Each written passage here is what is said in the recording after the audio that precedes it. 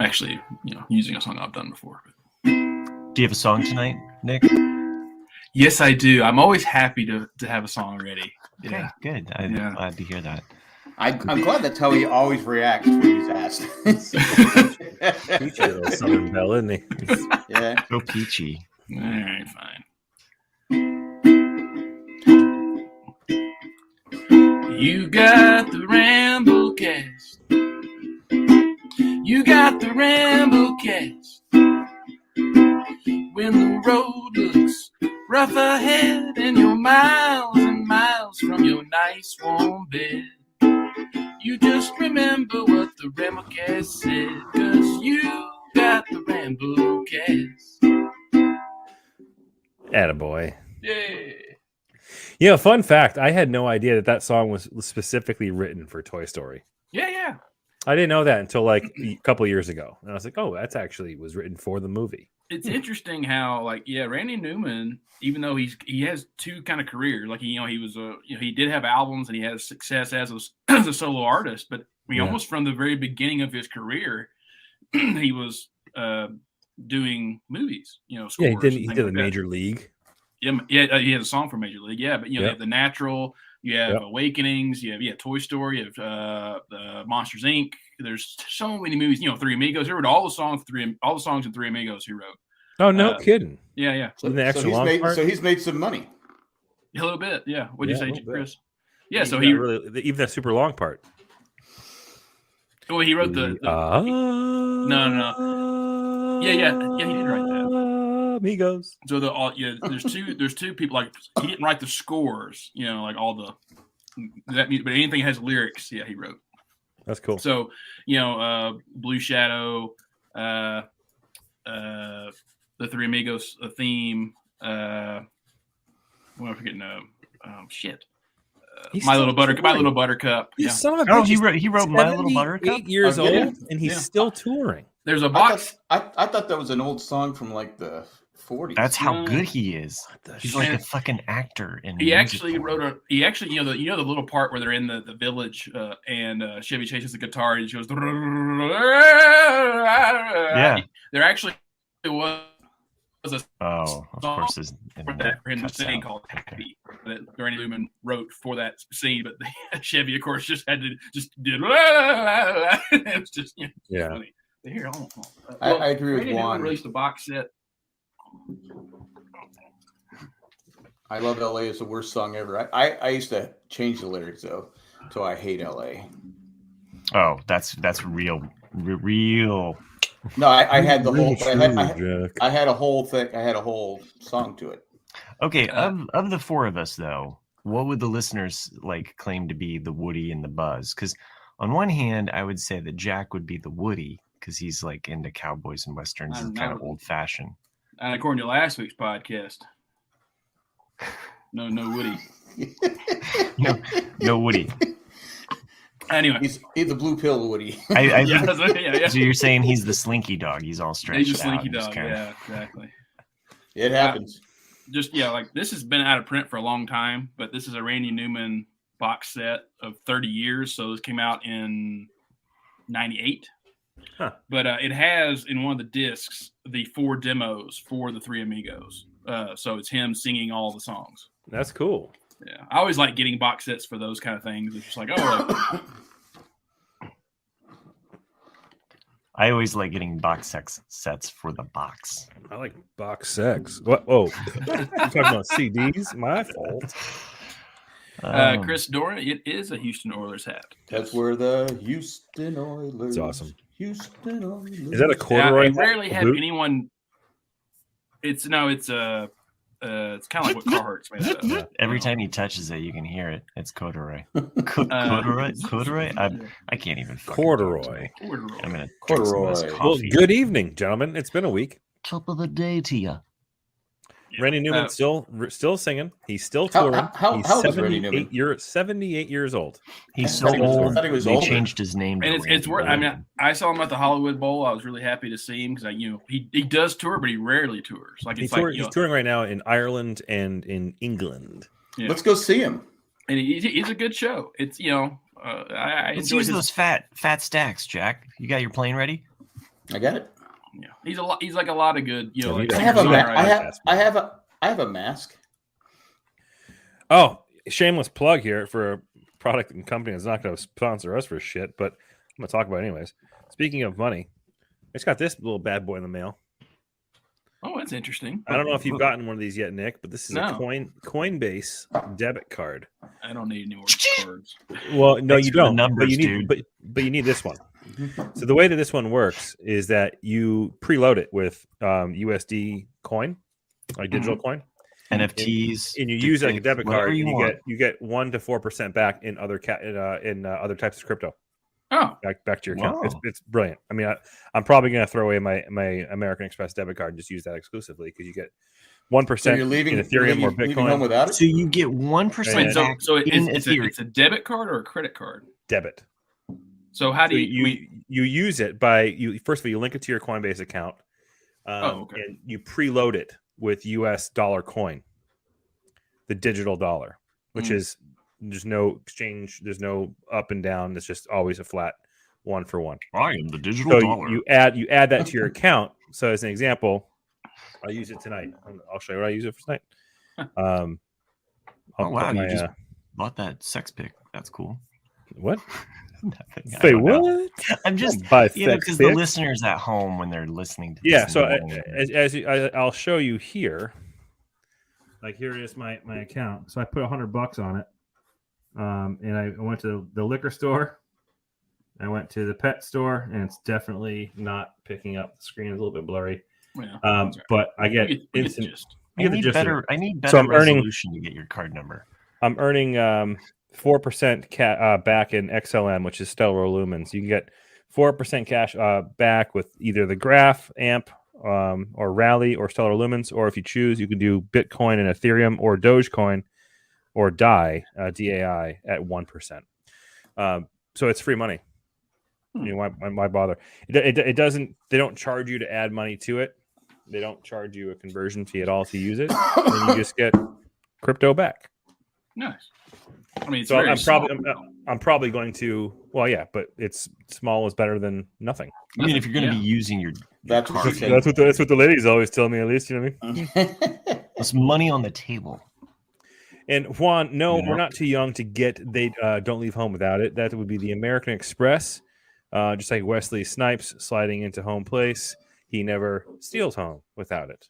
Thank you very much. Reference show, Major League. I think they were talking about Randy says he wants to hear some Star Wars. Travelers checks. Oh, Randy, want to hear some Star Wars talk, dude? Oh, dude. Yeah. Guess you know what Chris just got? You know, I think we can probably make that happen. Yeah. We Go can- ahead. I'll we watch. don't I'll lose. watch the end of the Aztecs basketball game first half. That's who? the only team you have left to root for, Jack. I know. I'm watching the San Diego State basketball game. I kid. It's good to know we're your number one priority. The Reds are one So, side. If you're going to talk Star Wars, It's currently school vacation week, and I took the week off to be with Your daughter.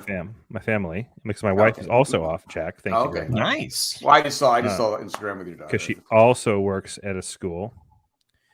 Dude, now does she get the week off? Is it like a My president's wife does, week? yeah. Huh. It's February vacation week. February vacation week. It's for lovers. That too. Come to Massachusetts. We get February off. And it gets you off. Are you drunk? No. Yeah. I'm just what? Speaking of getting off, but not really getting off. Did you see Okay. that on the it was like the last day of the Olympics? I didn't watch the Olympics, but it was a skier that it was a cross country skier to where it was so cold that his penis froze. I did. What? get that.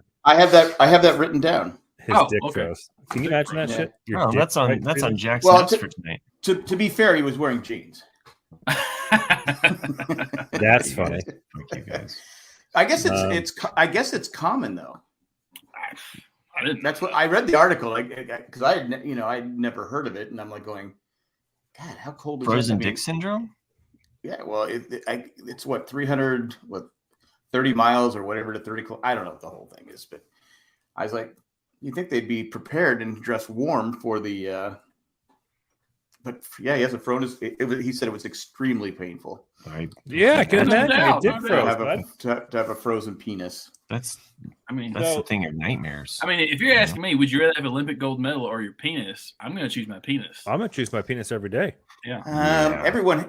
Most guys have a penis. I won't have to pay tax on my dick.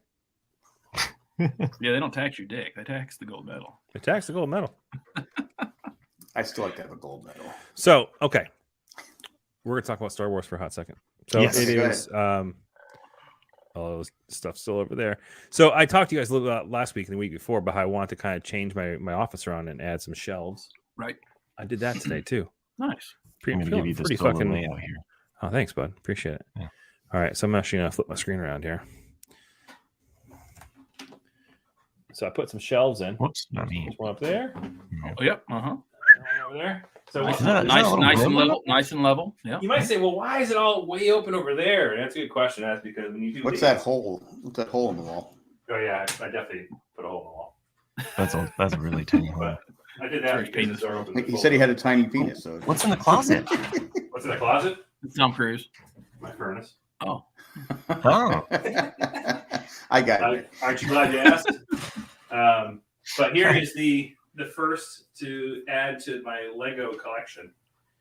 My daughter and I put together to the Boba Fett helmet. It's pretty awesome. It even has the dent. Oh, wow. Yeah. oh, Pretty cool little working boom thing. What do I call this? This little radar thing, or I don't really want what the fuck you call it. It's a all the scope, Star yeah. Wars fans are laughing at you right now. Oh, Go ahead.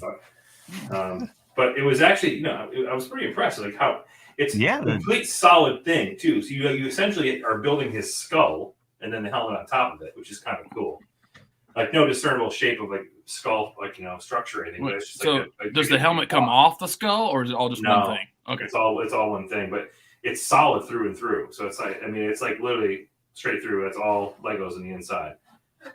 You can kind of see it in there a little bit. Oh, yeah. I'm actually really impressed and probably somewhat surprised at how significant it actually is. I thought it was going to be a little bit less than that, but it came out pretty nice. And that's the new piece. That's the Boba Fett. And I've got the Mandalorian helmet coming in whenever it releases. And I also picked up the Millennium Falcon from 2011. From 2000. Oh yeah, you made a purchase. I found that on what do you call it? Let me turn that shit off. Sorry. I found it on Bricklink. I found one on Bricklink. I bought it. I have never currently en used route. Bricklink. I was a little bit wary at first, to be honest with you, because more than half, I would say 2/3 of the stuff is actually coming from Russia Well, that's why you need to on your or the filter. Ukraine. And I was like, Yeah. I think it's probably a terrible idea to buy anything from those two places right now. Yeah. I usually, because like you'll pay out the ass for shipping. I did that once. I bought like it was one little piece or something, and I forgot to click only U.S. sellers, and it was from like I want to say it was from Ukraine or somewhere. I ended up paying I think $40 or something like that, which is not really a lot of money, but for one Lego piece, it's a shit ton of money. Well, I mean, that's why I paid about $30 to ship the Falcon. Yeah, well, that makes sense. It's a lot of money. So you can purchase individual pieces on there. Yeah, like if you just you can buy sets or individual pieces if you know the part numbers you're looking for. Yeah, because I'm looking. I don't know if you guys have seen the DeLorean, the time machine. Saw the Back movie. to the Future. You Back to the mean Future Lego ideas set that they came out with, which like isn't. 2015. It doesn't look like a great build. Actually, it's just kind of like blah. And It's- so I don't well, really want to pay the price for that. the one that came out 2014-15. Yeah. Yeah. Mhm. Yeah. It's you're right. It's what makes it neat because like the top is not really anything impressive. There's no windows or anything. It's Right. just kind of like but what makes it neat is that you can change it to whichever movie you want. So the first one is just a standard DeLorean with the way it looked. The second one you can make it where the wheels turn under, and then you change the license plates out and put the flux capacitor on the top. And then the third one, you can put the thing on the hood and then have it the red, the white walls. You can change it to where it's all three films, which I is think you pretty need cool. to get that. I mean, Yeah, why didn't you get this one? I've looked. Are you encouraging me to just buy it? No, I'm looking at it's very expensive. I'm about to buy it. I'm gonna buy it right on Armandio. And so what I'm doing is I'm looking at my parts and seeing like, can I build it? What parts? What's special? Well, you're still because talking about Legos. I'm sorry. Yeah. No, I mean like there are certain parts. That Holy shit! I'm not buying that. Yeah. And for the number of pieces you get out of it, it's like what the hell? How much is it going for, Chris? It's like 200, 250. Right? Mm-hmm. That's really not that bad for a 7-year-old set. It's about 200 on StockX right now. So I've looked at it and I've just been like 188 on thrown in StockX. the tot. I mean, that's why I'd rather just it's so build it important to get them when they come out. If you really want it, you should get it within the first year of it coming out, because some of those sets, like the Tron light cycles, those are only out for like 9 months or 10 months, and then they were gone. And they weren't expensive either. They were like 15. So in your head, you're like, oh yeah, I think they were 30. Were they 30? Okay. But now it's like double that. Oh yeah. Like you can't crack that without the Tron light cycles are cool. It's weird though because they give the female figure swords and she never really used swords in the movie. You're like, what? Well, yeah, wasn't it Kara, or I forget what her name Kara, yeah, you're right. I think it is. She had swords, but they were the blue, right. They weren't. But they give her like these samurai. Yeah, it's the only thing I guess they could do for her. But like the other Lego idea one that's out of print, but it was inexpensive when it came out, and then it was here and gone, was the Beatles Yellow Submarine. That's what I was about to say. Yeah, the Yellow Submarine. Yeah, and that one had very unique colored bricks to it too. Like it's the orange. Wait, hold on a second. The DeLorean is coming back as an electric car. Is that a joke or is that real? No, it's real. Juan, do you mean like it's going as like a Technic set, or? No, I think you're talking about for real, like a car car. I thought it was a real car. Oh, okay, I got you. Like a real car. Is that for real? Oh, you for real there, Juan L. The DMC-12, better known as the DeLorean, will be back in 2022 as a fully electric sports vehicle. Get the fuck out of here. I'm bleeding again here. So hold on a second. Oh my. I'm excited. Me too. You notice how Matt got up and left as soon as Hawaan started writing to us. Yeah. The anti-Mexican. That's awesome. So, shit. So I will say I also ordered something today. I didn't realize how long it was going to fucking take. Let me see if I can find it real quick and share my screen when Matt gets back.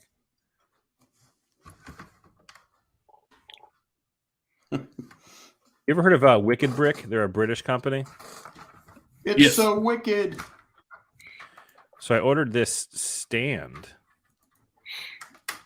Matt, if you wouldn't mind sharing screen, I'm gonna share my screen real quick. Oh, Wicked!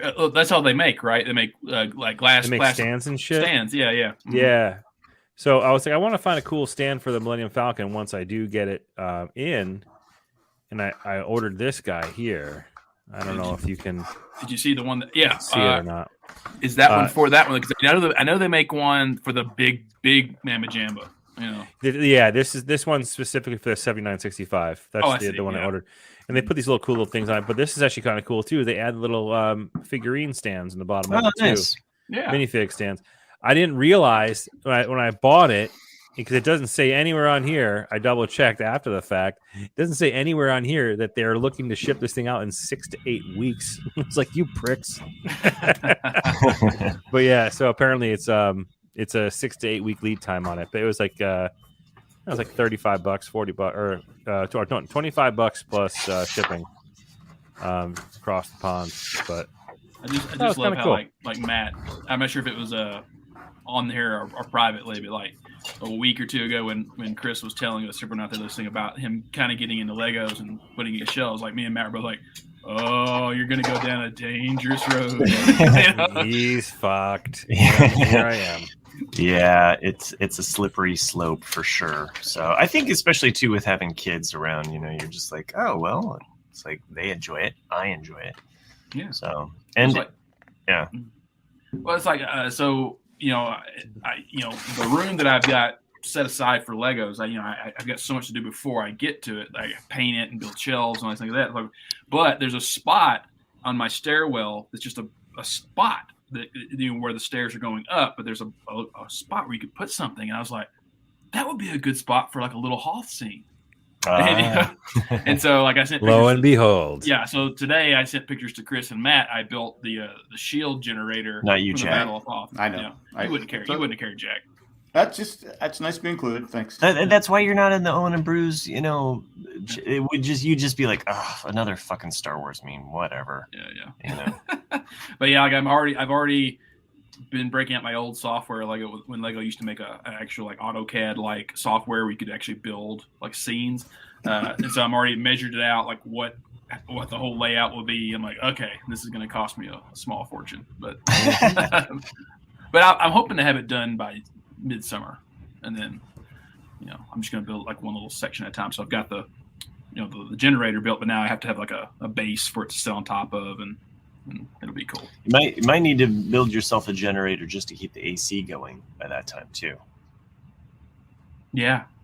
You would? What? I don't even have an AC. Yeah. I don't know. Summertime. Because it's going to be getting hot in there? Is that what you're trying to say? Yeah, all of that lady action that you're going to pull in from all that. Doing those Legos. I'm going to see Nick. Not that it's going to get hot or anything, but I'm going to see Nick this summer. In August, yeah. In August. Oh, look how fucking jealous he is. I guess this is just how, you guys have this private. Well, I mean, the full story is that I was trying to get Nick included on a trip that I'm taking to Red Rocks this year. But unfortunately, I couldn't get tickets at face value, so I didn't want to put that upon Nick. Yeah, I'm going to go see with my wife, my buddy Jeff, his wife, my buddy Matt, and his wife. Oh my God! Sorry. Man, I can smell that from here. I'll explain why I'm burping after this story. Jesus Christ. Like has to do with my name right here. Okay. But going on to Colorado for a little bit of a long weekend, and hopefully I can grab dinner and some drinks with Nick on that Friday evening of that weekend. Yeah. The boys are back in town. It is nuts. Like I remember 20 years ago when I saw Paul McCartney, and I was like on the third row for $220 a ticket. And to me, as a 21-year-old, that was a lot of money. Sure. Now that's like standard, to pay that much. And because like I told Chris, Fleet Foxes, which is a harmony band I liked, are also playing in Colorado. I think in April or May of this, coming. And I was like, oh my. I froze up again, didn't I? Yep, you did. Fleet Fox is coming back into the area. So, love to see Fleet Foxes. Yeah, Fleet Fox. Yeah, I saw them at the Hollywood Bowl a few years back on their third record release. I was like, oh, this is, and I was like, man, I'll go check it out again. But the tickets were like $140 a piece, and I was like, I don't want to spend that kind of money. Yeah. That's why I ended up paying for these tickets for my morning jacket too. The face value was there were $65, but I ended up paying like $165 a piece plus all the bullshit fees and whatnot. But I tell you what the deciding factor was. It's because I'm old, and even though they were $140 a ticket, it was all general admission. I was like, I'm not paying you $140 to go stand there for 2 hours. Right. But the venue is pretty awesome. So that'll be for my wife. That'll be her first time to go on to Red Rocks. It'll be my technically third time, second trip, third show. But I'm pretty pumped for it. Like, so after this summer, she and I will both have been to both Red Rocks and the Gorge. So we're kind of like checking off a lot of these bucket list places that we want to go to. Not that the end is nigh, but just this is the shit we have to do. No one said that was. Huh? No, we're just concert junkies. That's what we like. You never know. Station 11 could happen. It's true. That is true. Oh, so someone's watched some Station 11, eh? You watched like the first 10 minutes and then fell asleep. Yeah. No. I watched the first 7 episodes. Just the 7, okay. Okay, you're getting close. So, but I do, yeah. Okay. I'm still with you. Yeah, it looks like we lost Jack to Station 11 because he's just disappeared here. But he's the prophet. Or whatever it's called. Working on your composition over there, Jack? What's going on? No, I'm trying to find you guys again. Oh, okay. Okay. We'll always be here for you. So, Jack, 7 episodes into Stations 11. What do you think? Yeah, I got to thank Matt and Nick for recommending it. I'm really enjoying it. That's what we're here for, Jack. Chris, have you seen it? You know what? I can't remember if I saw that one or not. I got to be honest. I love the first episode, and the second episode, I'm like going, okay, what the fuck is Right, going on here? right. Mhm. I go, what the fuck? I go, you set me up with this, and then you go completely. I guess I'm not really Completely left spoiling turn. it. Yeah. I go, so about the third episode, I go, oh, I get it. Yep. So finally, not that the second episode was bad. It just was like, what are you doing? No, it's because you're in the because I think I even text Chris about that too. It's sure did. I watched the first one and I loved it, and then it takes you a totally different story in the second episode. And you're like, man, and then eventually Because it leaves you on a cliffhanger. Yeah. The first one. Then I go, all right, when are you going to get to the Right. We're not going to get to it, bastards.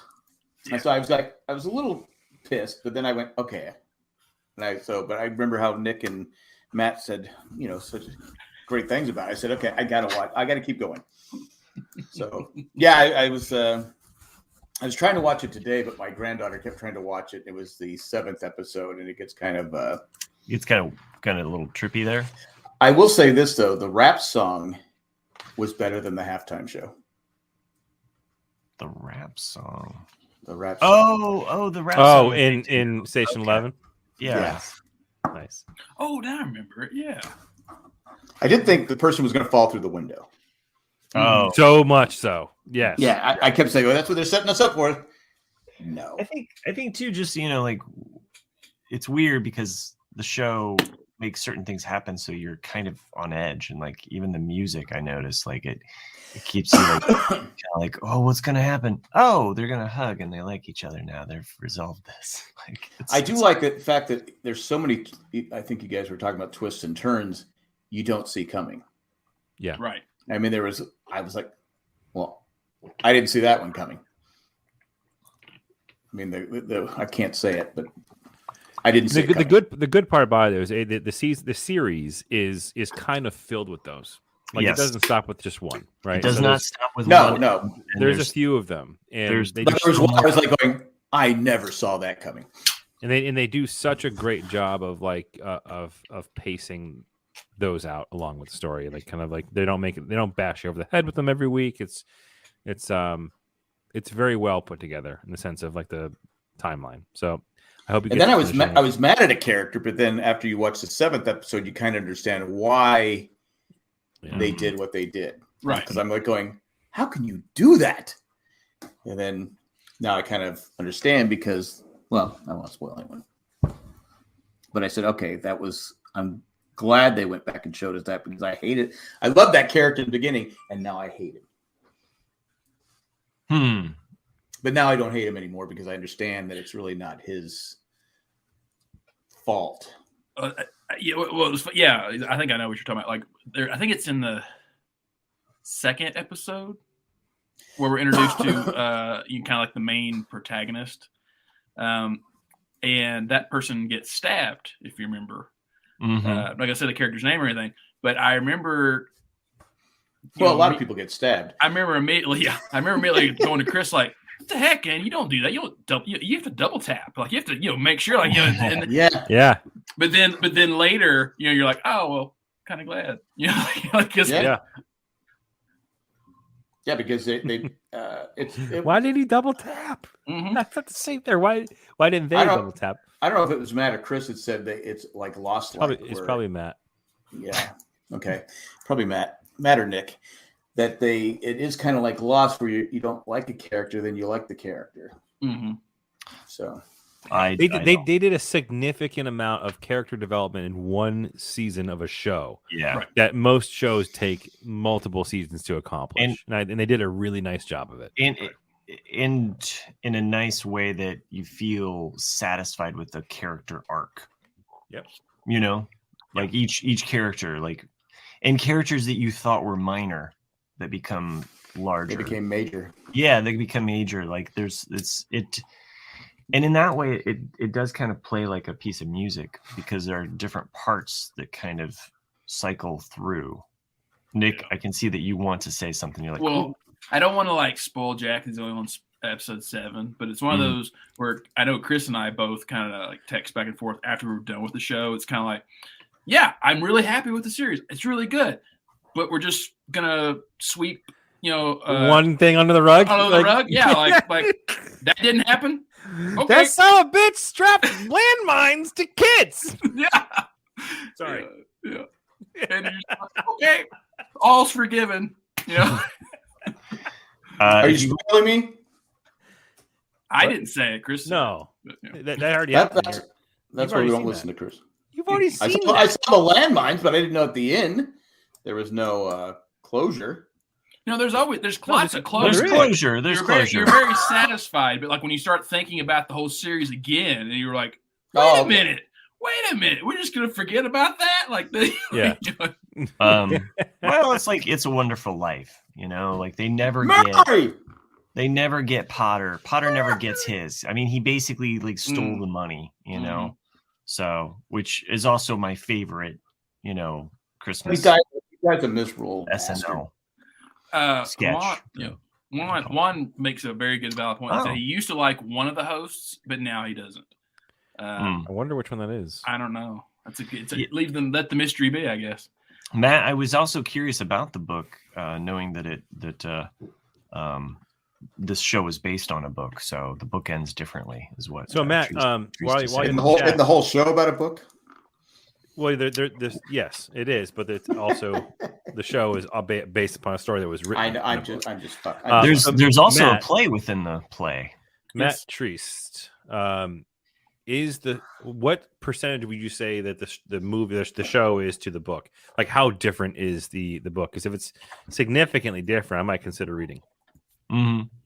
I would second that emotion. It's funny how like when they do stuff like that. One of the ones that always pops in my brain with things that are different, like the movie The Shining, the Kubrick version of it. He changed the ending. He changed a lot actually, and that's why Stephen King did not like his version. And then the sequel came out a few years ago called Dr. Sleep. Oh right. But in the movie Dr. Sleep, it has the original ending of The Shining, and so you're like, well, how does Dr. Sleep end? Because that's my brain going like, well, how does the book end? How does that end? And so now I've got the book. I haven't read it, but it's just like I want to know how it ends. Anyway, a show. I mean, did Juan get back to it yet? No, or Matt? No, the book. No. A show I wanted to recommend. It's only 2 episodes that are released so far. It's on Apple TV called Severance. What was it called? Called what? Severance. Oh yeah, that's next on my list. Oh yeah, with what's his name? Sorry, what's his name with the who's and what's Scott. Scott Eric? He's on no Scott. Yeah. Scott. Something Scott with Baio. Scott, right? Okay, so no. Bio. Matt says it's 89% faithful. Okay, that's pretty. That might be worth a listen. The guy from Parks and Rec. Parks and Rec. Yeah. And Party Down, or whatever that show was called, Party Down. Sorry, Nick. Go ahead. What yes. you were trying to explain to us the show? Yeah, so Severance is there's 2 new shows that have come out on Apple TV recently. One is Severance, and the other one is Suspicion. And I was like, okay, I'll give Severance a shot first. I watched the first episode, watched the second episode like back to back, and automatically I was like, oh, I like this, because it's one of those that's going to make you kind of be intrigued with, because the premise of it is that he works at this company, and they don't really they look for code, like with suspicious code and all this, but they don't really tell you much about it. But what they all have to do is they implant this thing into their head that separates their memories and their lives. So whenever you enter the building, your memories shift to where you only remember work, and that's it. And when you leave the building, you get your life back. And so a lot of people have already posed, like in the first and second episodes, it's like, well, doesn't that make you go crazy? Because all you remember in those other memories is work. Like, you don't get a day off. You don't remember sleep. You don't remember anything. It's like you're there the entire time. And it's interesting so far, just as like, are these people going to snap? Are they going to go crazy? Will they start murdering people? You don't know what's going to happen yet. So I'm just like, it's kind of got me intrigued so far.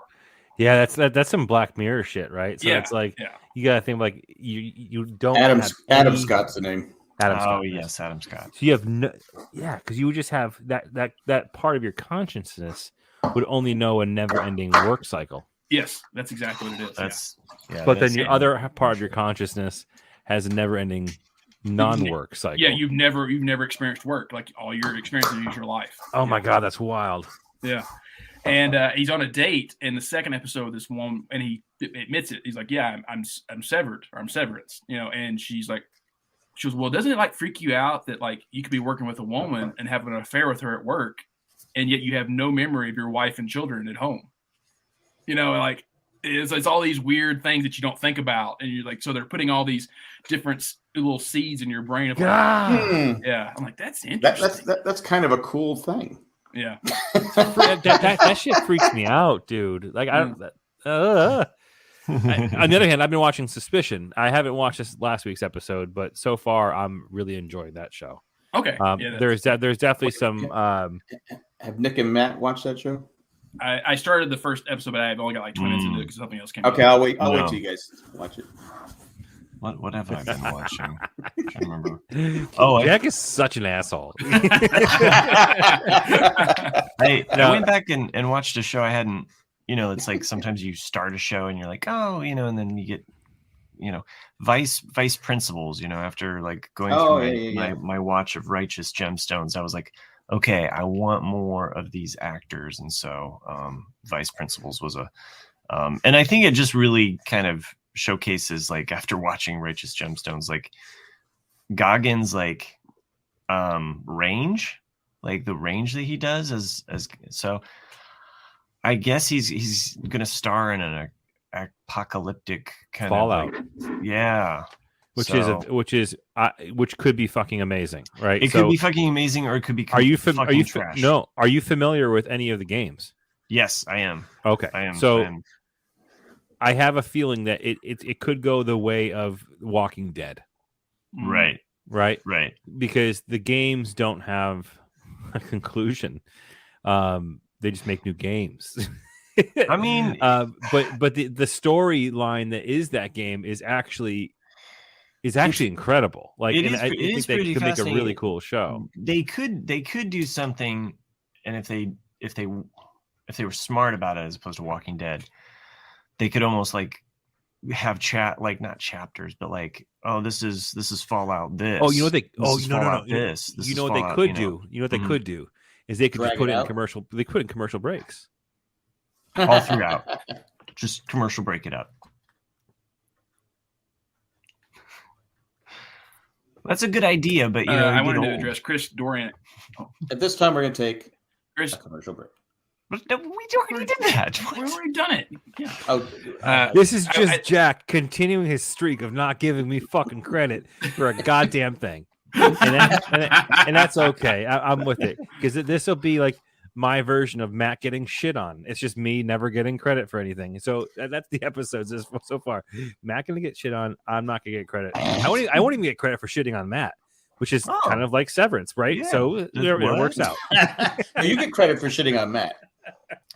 Okay, now look, I'm excited about the idea of Fallout, and I think he's a great actor. He's a fantastic actor. I hope that they just don't. I wonder how many people think that, because he's in everything, right? He is, and I'll just say, like, works a lot. The range that he can do, it's like he can be funny, he can be straight. He's like just one of those actors. So I wanted to answer Chris Dorian's question, like, because he asked about Severance, like, how did they remember where they go to work then? If they, it's like, because it doesn't affect your brain until because you know where you work, like you do know that, but it doesn't switch until they enter the elevator, and then as they go down to that level, it, and then it switches their brain. Basically, what's going to happen to Chris if he keeps working at Apple? Yeah. I did give Matt. I did give Righteous Gemstones a few. I think I watched 4 episodes so far. Mm-hmm. I like the premise, but like, to me, it was one of those where I kind of got frustrated in the first episode, because it seemed to be like they're a one-trick pony of like, oh, these are the same just dumb shit characters that are just petty with each other, and it's like, can't you have a different kind of character for once where you're not just an utter dumbass? Sure. And, but it got interesting at the end of episode 1. So.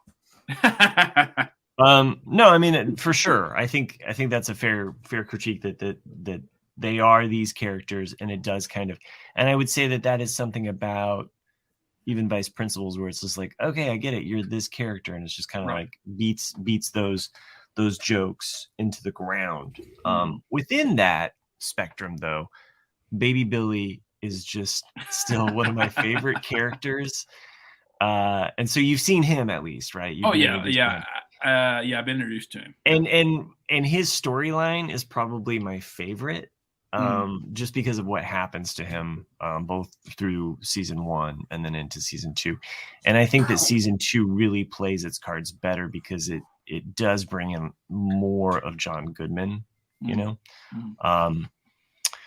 So anyway, I hope you at least kind of I'll keep watching it. I probably binged it because during a certain period of time I was working really, really late at night, and so I just kind of had that show on while I was making boxes and making orders, and so sometimes you're just like burn through a show, whereas some shows you kind of like they're in your rotation, like Station 11. It was like each episode was just so, it was kind of like dense in a way where, I didn't want to like just do 4 episodes all at once. It kind of left me a little heavy. Like it was almost like 2 was a good flow, and then I could mix it up with a comedy or something like that. Because it is hard to stop those sometimes on Station 11, because I've done the same thing. I said, okay, I watched 2 of them. I need something cheery. Yeah. Even though there's some positive aspects to the show, I think there's a haunting quality about it in a way. And the one actor, was it Laura? What's her name?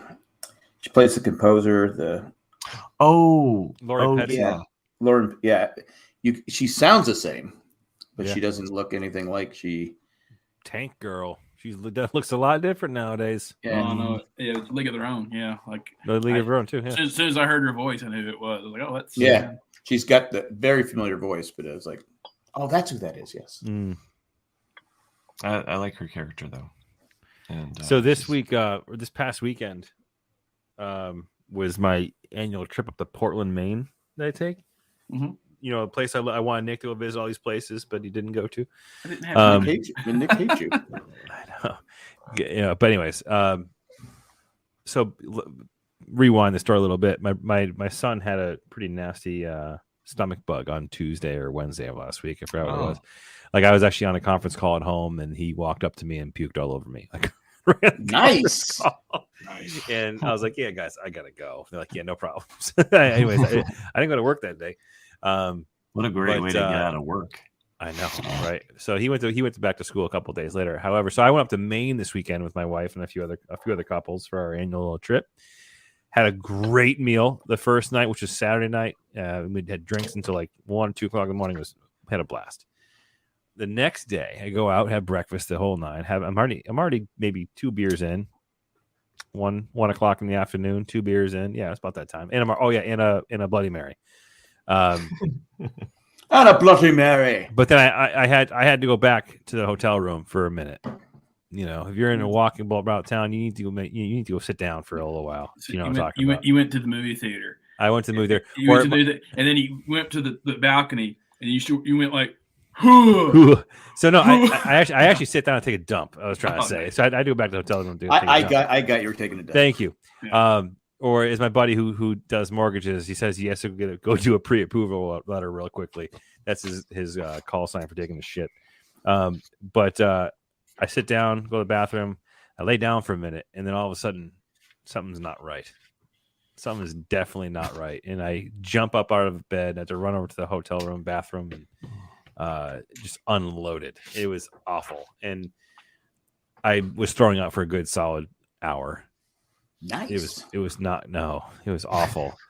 And I couldn't move. I was so sore. I was like, because I was just retching, every muscle in your back and your sides get strained. I ended up missing the entire day and the amazing dinner that we all had planned out. So I got back to that room at 2:00. I didn't leave the bed until 10:00 the next morning. Oh, So I was in bed for like 16, 17 hours. And then I came home yesterday and went to bed at like, I don't know, I think like 8:00, which is completely fucking out of the ordinary for me. I don't go to bed that early ever. And I slept for 12 hours. Wow.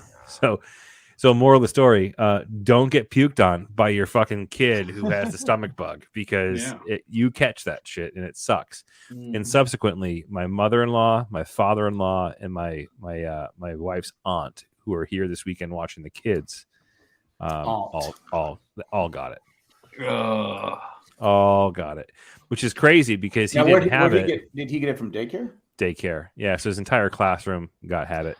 it's been going around the school system here. Yeah. So what's wild though is that like it passed through him, and he was back to school on Friday. It didn't hit me. Nice. It didn't hit me until Sunday. And it didn't hit them until Saturday and Sunday as well, which is weird how it kind of like travels. But man, it was fucking awful. SBD, man. No, it wasn't silent as fuck. It was loud as shit. And so tonight, I was testing out the waters. So tonight I got a burrito. Oh, I made margaritas. And it's National Margarita Day, by the way. It is, which is why I got them. I made my own. Just living life on the edge. Which is why I'm currently podcasting, is because I think my stomach might be back. Nice. If it wasn't, I wouldn't be here. Or if I get up suddenly, you'll know why. There you go. Hey, Matt. yeah. Do you remember, like a few months back when the Van Gogh exhibit came through Indianapolis and you went? That's the other story. I do remember that. Yeah, and it came to Denver, and it was this great opportunity. If you're a lover of the arts, like you are, or I am, You wouldn't want to waste a ticket. No, exactly. Because there's probably people that wanted to go that couldn't get tickets. So I have this thing on my phone where my wife and I, we share our calendar and we put in events in there. And sometimes I'll even forget what she's doing. I'm like, oh shit, she's got an appointment. Juan says thanks for the support. Is that for the burrito talk? That's fucking hilarious. Yeah. I got you, Fawn. I got you. Don't change the subject. No, I'm sorry. This man's got to go one direction. So your false story is not as good as the reality of what happened. So, for the record, this is 100% my wife's fault. What is it fault? My wife. Oh, your wife's fault. Okay. So, your wife's she's fault. the one who got the tickets. So what they're referring to is that there's like a live Van Gogh exhibit that's been touring across the country. It's been in Boston, a couple different venues. I'm Van Gogh. I'm here to rock you. So it's like this really cool like projectors and like transparent stuff. It's look it up. It's fucking cool as shit. And the plan was that we were gonna go and get a little high and go to this Van Gogh thing, right? Mm-hmm. We had a babysitter all lined up for tonight, the whole nine. And then as we're fucking scrambling around today, getting shit done, she texts me and she goes, "I'm a fucking idiot." I go, "What?" She goes, "The tickets are for last week." I was like, "You gotta be fucking kidding me right now!" And they're not cheap; they're like $50 a piece. No, they're not. They are expensive. So we really wanted to go. Like, yeah, I can do because I'm dragging today, and I said, we actually got to go Thursday. We might waste the money and go find them again. So I mean, I really want to see it. We lucked out because some friends of ours had something where one of their kids got a stomach bug and was vomiting, and so they were like, "Hey, oh, here's the tickets. There you go." Yeah. And so it was a total surprise, kind of like one of those moments where, as a dad, you're like, "Oh, it's like dark out and it's 5 o'clock. Do I really want to go do this? Okay, let's go do this." And we went, and we timed it out just right where we got there, and it wasn't busy because it's usually it can be kind of packed. And I think sometimes those surprise kind of impromptu things are. So here's my dilemma. So like, I would consider buying more tickets to see it again, right? Or to see it, period, not again.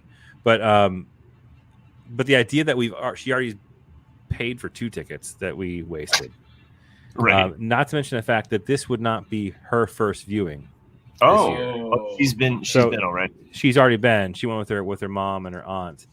So it was no big deal for her to see it again. I wonder if you contacted them, and the venue, and been like, "Hey, like, we made a dumbass mistake and thought it was this Monday. It was last Monday."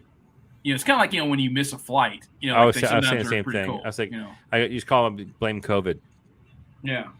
See what happens. Because they don't sell out. They just sell blocks of tickets for like on the hour, right? So it's not like a curated show. Like you walk into an exhibit and it's like they only sell X amount of tickets for the 7 o'clock hour or 7:30, 8 o'clock, whatever. So I'm assuming we could probably pull that off, which we're definitely gonna try. What's crazy is there's like lots of different Van Gogh, like so there's different ones, and so it's I don't know if this is just like the way there's more than one Van Gogh. No. There's like more than one Van Gogh exhibit that's traveling around with these kind of light projectors, and so some of them use different music, some of them use different paintings in different ways.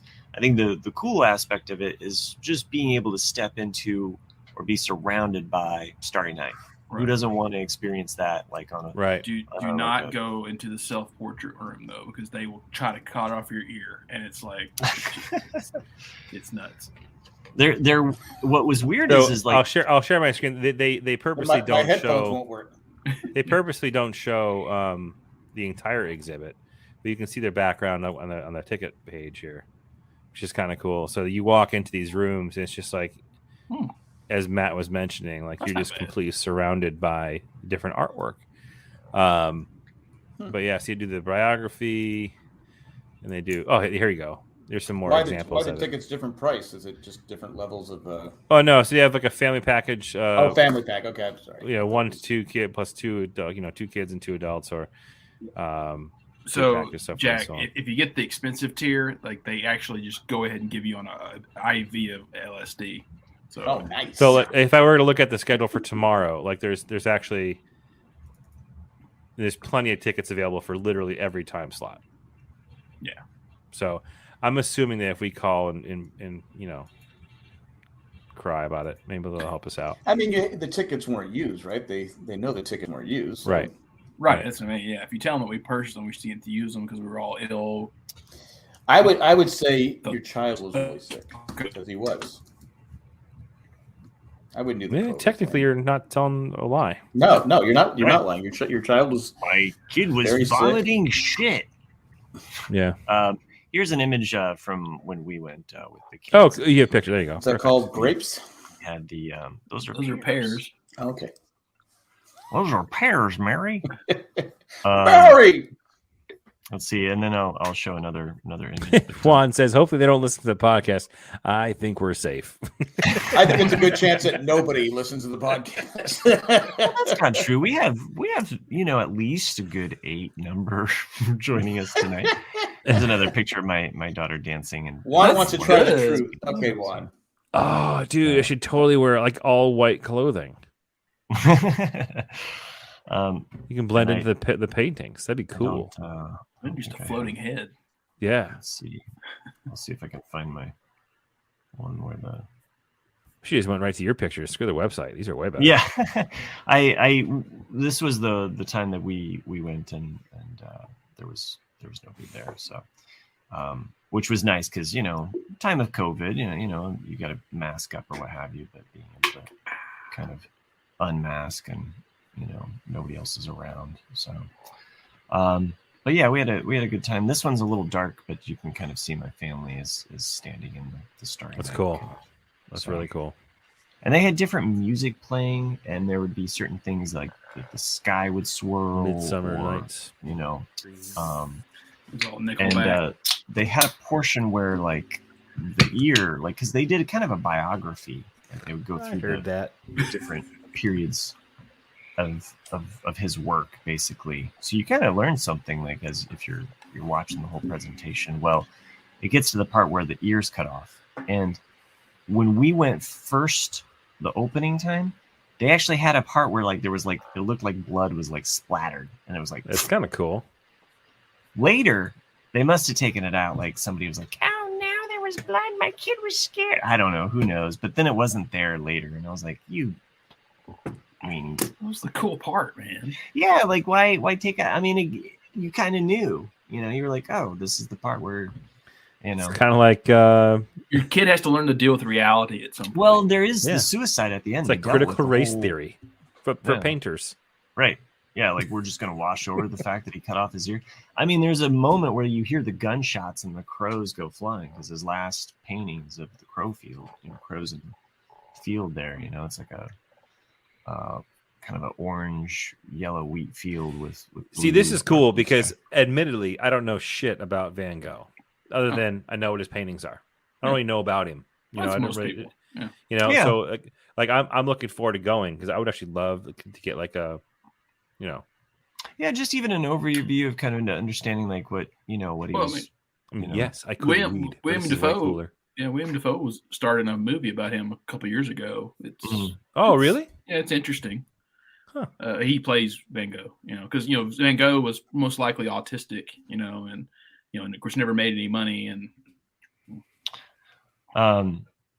Eternity's Gate. Eternity's Gate, yeah. Yeah, there was one painting as I was. Actually, when did that come out? Came out a few years ago. Actually, I have two books that prop up my mic when we record, and one is this Van Gogh book. Oh, yeah, I almost bought that. It's expensive. Oh, look at that. Benedict Cumberbatch played him too. And so did Mick. What is it? Douglas? What? Nick Kirk Douglas. Kirk Douglas played him, I think, in a movie back in the 50s or something like that. Kirk Douglas. I think so. I think it was Kirk Douglas. Who was kind of an asshole in life. So. Oh, yeah. Anyway, yeah, cool stuff though with Van Gogh. I was thinking, going, because I know Jack loves when we talk Legos, but they have these Lego ideas. Is there a Lego Van Gogh Lego? I think they should do a Lego ideas of Starry Night. But yeah, I could see that. Because they do the Lego art, and they've been doing a lot of those. I've seen when they did do one, the Life magazine cover where the Apollo moon landing, where it's the actual astronaut, with the flag there. They've done one like that. It was proposed to do one like that, and it's like a 3D, so you can, I was like, that looks pretty cool. Yeah. Of course, I saw it immediately. Thought of Jim Carrey. We landed on the moon. But congratulations. I'm thinking of the Elf. Never mind. Congratulations, you did it. The world's best coffee. Good night, Juan. Hope you enjoyed dinner. Juan, you're a great chat person. I got a lust for life.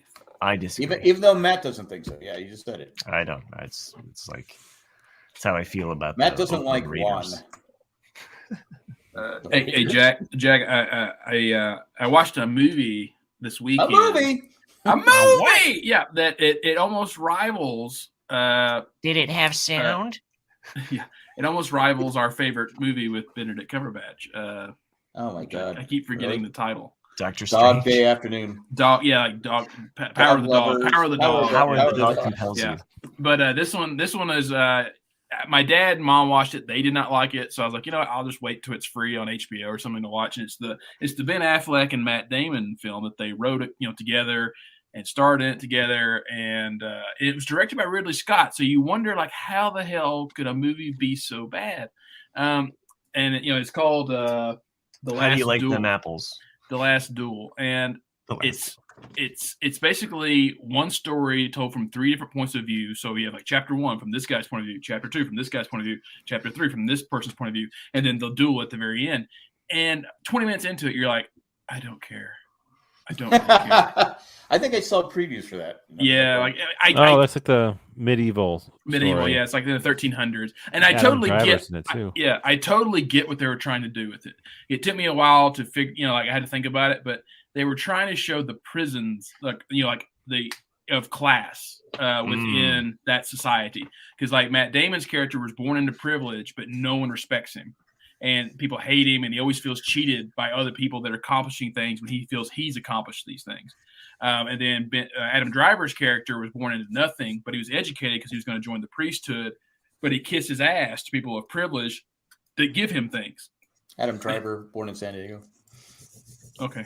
Okay. Kylo Ren. And then you have Matt Damon's wife's character, her point of view, and she's the trappings of women in the time. Yeah, is this on Netflix? It's on HBO for free. Oh, HBO, that's right. Yeah. And basically, she's really smart. She runs the house while he's off at war. But then she gets raped, and it's all these things like, they don't believe women, and like, so it's all these events are from all three. You see the events 3 times from all different points of view, and then the duel at the end. And so I think that's really the point, was like, who do you believe? Like, dude, he's got a medieval mullet. Yeah. Oh, who has the mullet? The choice of hairstyles in this movie is very questionable, because like Ben Affleck is a solid blonde guy who's and look at these pictures, man. Yeah, but that's like a legitimate medieval mullet, and I don't know, I kind of think it's awesome. Yeah, I mean, you can share your screen if you want to, Chris. Yeah. Sorry, actually, I forgot. That's okay. Pull it up. How do you like them apples? It just. Yeah. Nice. I think on paper it's probably an excellent movie. It just was executed extremely bad. Bruh. Ooh, that's an axe to the neck. Oh, she raped and she got pregnant because of it. Yeah. And it takes place in medieval times too. I see. Look at that fucking thing, dude. Like, that's a business up front, the jesters in the back. You know what I'm saying? Like, that's a Massachusetts boy. That is crazy. I didn't know the mullet was the thing. I guess technically it could be anytime, right? That's a haircut of all time. Oh, I never had him here. I wanted to put that up there. I mean, it looks like the costume design is pretty legit. No, yeah, the costume design's great, as in their armor and things like that. It's just, the hairstyle. I love a good movie with costumes. But look at this dude. This dude's like straight off the stage with Creed, and he's coming in here to go to this medieval party. Yeah, this is weird, man. He looks like Scott Stapp. That might be Scott Stapp in medieval times. Yeah. What are they looking Can at? this guillotine go higher? When you said Creed, I was sitting there trying to think of any song by them. I was like, isn't one like with was just going to The Office? You look at these clips, you think that's going to be a Creed from The Office. Yeah, that was where my mind. It looks like it'd be a good movie, but I guess not, huh? Yeah, like you would think it would be, especially by Ridley Scott. No, I was not impressed with it. I mean, I liked it better than Power of the Dog, but. Power of the Dog. I keep getting crap for Power of the Dog because I didn't like it, but I don't care about backing down. It sucked. Yeah, a friend of mine said it was one of the worst movies he's ever seen. Yeah. Matt Tree says I generally heard good things about it, but it ate shit at the box office. Is that what he said? I added shit. He put but it ate. I wasn't sure. But I wasn't sure if he was trying to say. But I hated it at the box. But he's saying it ate shit. At the box office. It. Or it ate shit. Yeah. Or it got eaten by the box.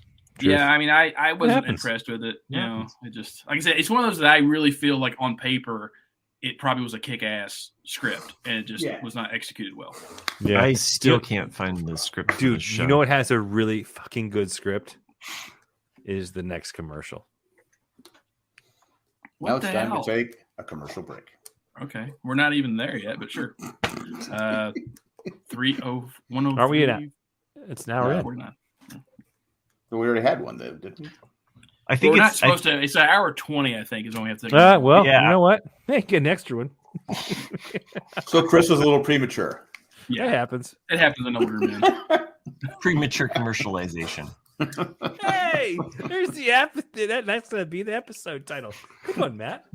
Hey, at least he's not making fun of me. It was a good lead into it, though.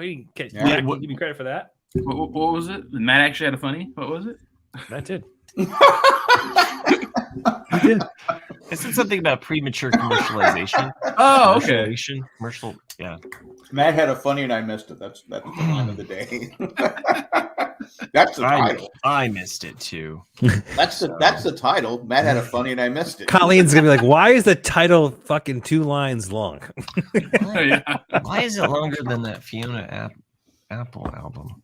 Yeah. Anywho, Yeah. hope you enjoyed that commercial you didn't need. Yeah, I mean, we're pretty much done with the show. This is it. You know, we're good to go. Good to roll. No, I'm on a personal note, I'm happy they finally finished the construction. They've been in those townhomes. Oh, They just hit, and they're cleaning up all their mess, and they have this like little bulldozer that has this thing on the front that picks up trash and stuff like that. so like Is it an excavator? Hey, dirt, see you later. I know that song. Oh, fuck. Anyway, so I'm turning around the corner. It's a windy day, and the thing picks up the styrofoam stuff. I'm like going, why don't they just pick this up by hand? So it crushes it, picks it up. Guess what happens? All of it blows. You don't crush styrofoam. I know. So I go, what the fuck? And they go, sorry. I go, my yard looked like it had been snowed. It snowed. I go, you guys have been dumping trash on my fucking yard. We'll come at least pick up the big pieces. No. And then my neighbor's like, what? I go, no, that wasn't me. That was them. They crushed the thing. And so I may allegedly have got some payback tonight when I may have needed some sod.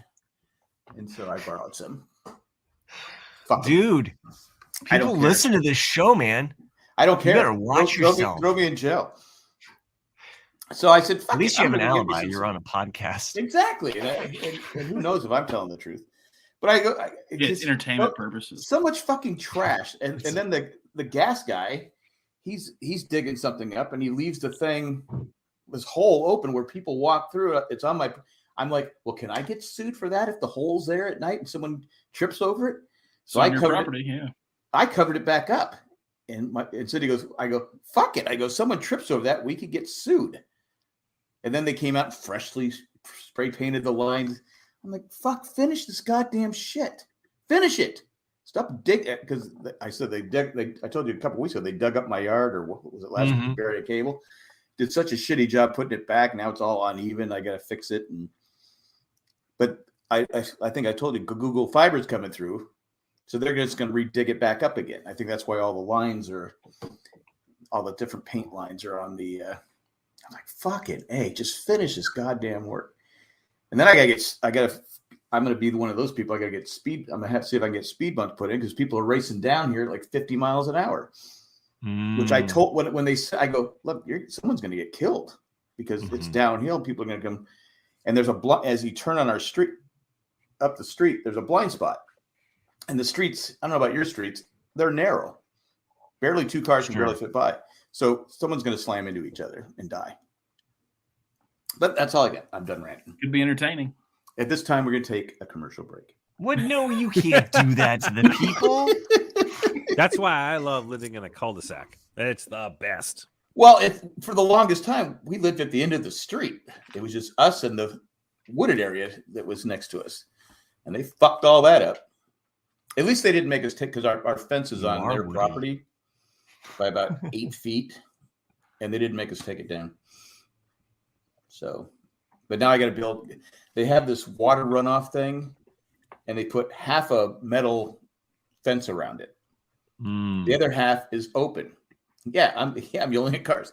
The other half is open. I'm like going, what the fuck is why only do half of it? I go, someone's going to drown in this water thing. It's just asinine how they designed this whole thing. Oh, there's this place on my way to work, I've worked in the same SeaWorld? space. Yeah, the SeaWorld. When I go to the SeaWorld place, I pass High by five. where they put in new development, and when they did, they didn't dig the retention pond deep enough. And they put the retention pond So right all the next. dolphins are free? No, it's We're going out of not- business.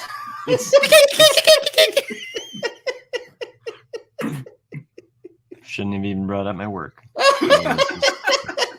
One of those things. No, this isn't at my complex. This is at a different place on my way to it. But they put They in call this new him Flipper. development, and It's then Free they Willy don't- 3. they don't even account for the fact that like once you build one of these complexes, you're gonna fill it with stuff, right? Yeah. So already the retention pond is already at its limit. You're putting more stuff in it, and then it's right by the road where the wind blows and creates like a freeze across that entire road now. So you have this And the problem cradle that will was rock. never Yeah. needed to be there. And when the ground is saturated because everything melted and we got this big rainstorm that came through here.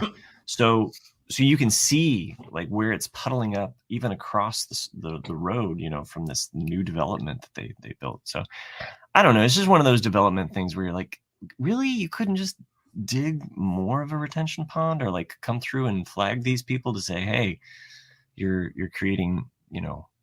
It's So, just like, but- hey, my theory is we're leaving. Fuck it. Sue us. We have insurance. Sue us. I honestly believe that. I can't believe because there's an older woman down the street. She's always writing letters to, politicians, and they don't fucking care.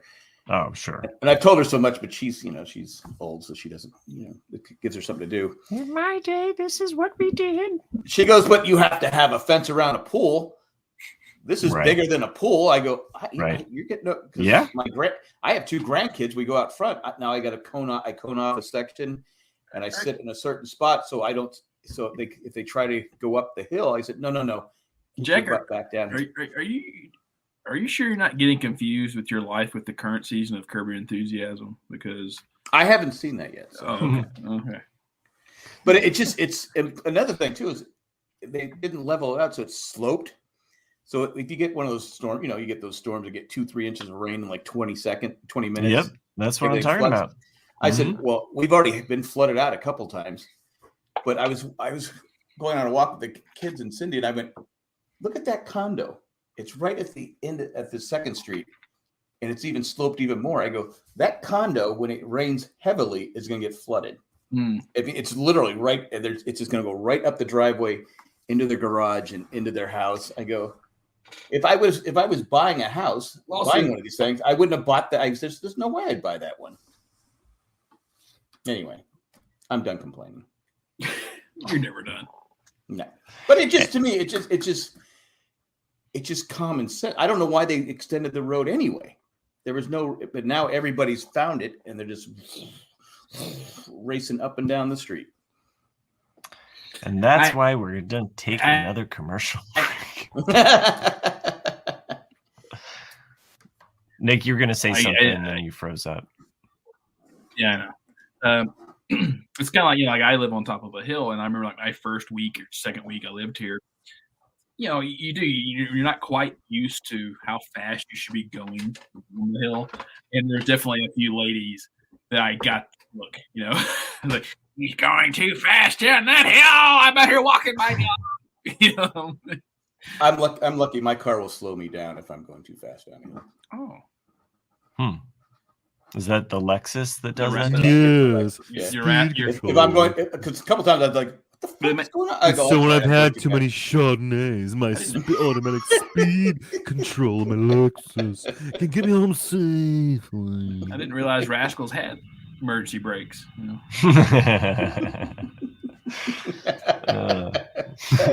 That's funny. I have taught my 2 youngest. Well, actually, I think the 3 youngest grandkids. I joke around. I'll get one of their toys, and I go, "I'm pooping it out." Now they do it. Such a good influence.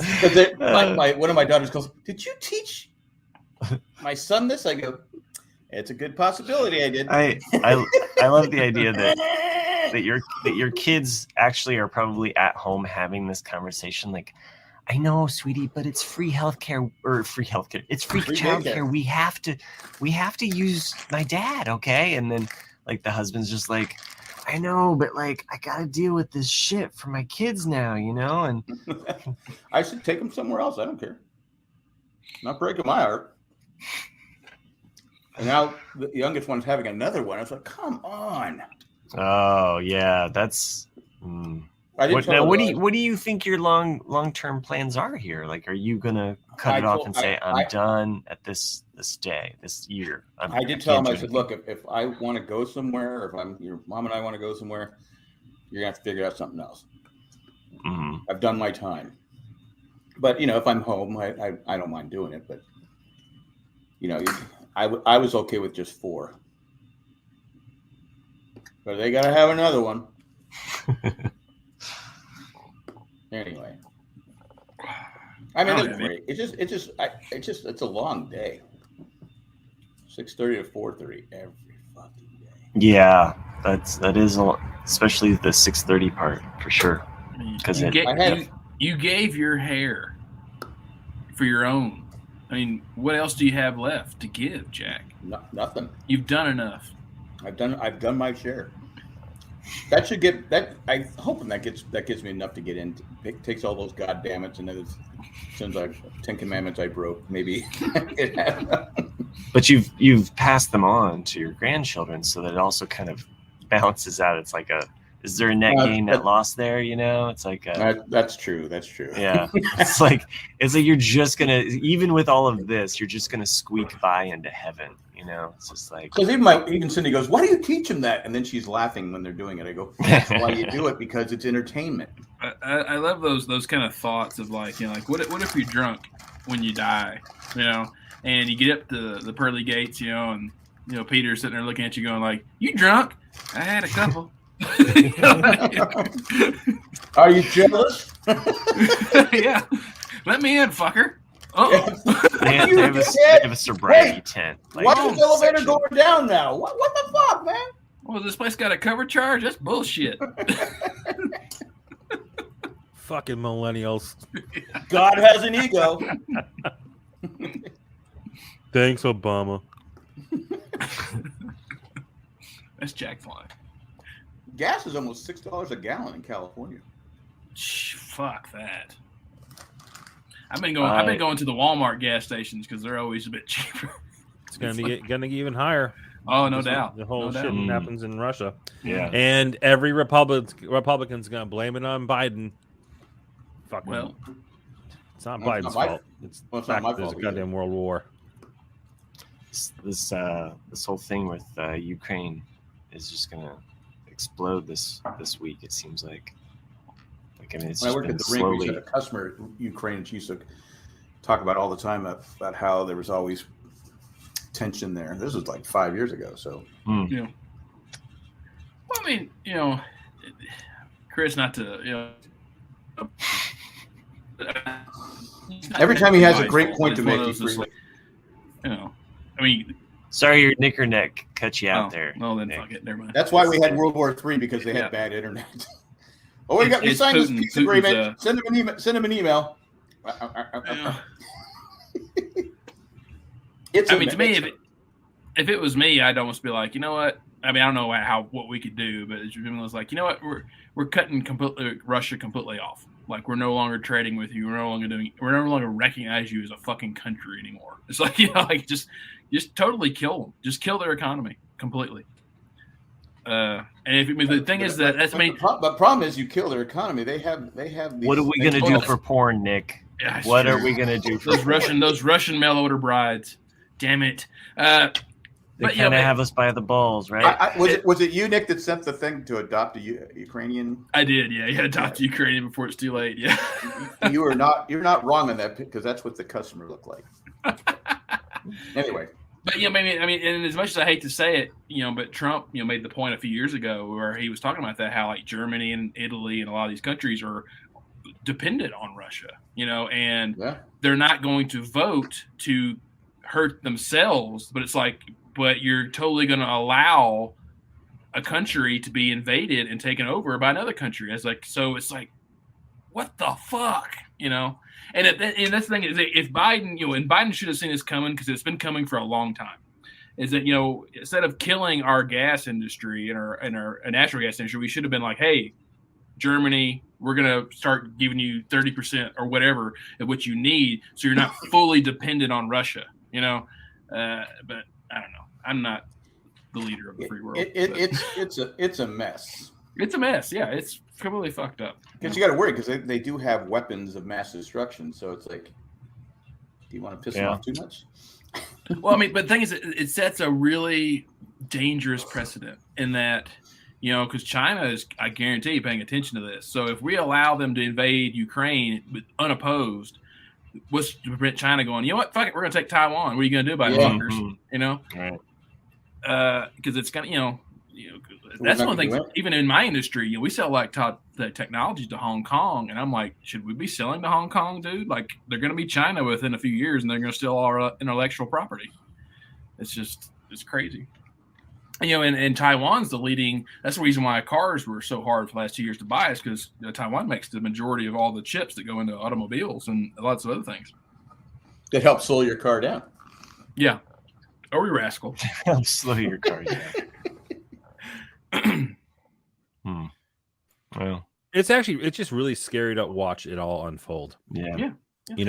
Because I think back, when was the last time there was a potential conflict of this size? 1938. Right? Seriously. I don't mean to laugh, but yeah. No, I mean, but even a conflict half of this size, right? Like, you're thinking about, like, even going back to, like, the Iraq War, which is actually a fraction compared to what this is, or even going back to even Vietnam, right? I wasn't around for Vietnam, but it's been well documented. It wasn't popular. It wasn't popular. And then you go back into the World War II and the Korean War and all that type of stuff. The crazy thing now is that we have such line of sight to it. Korea wasn't a war; as a police action. It's true.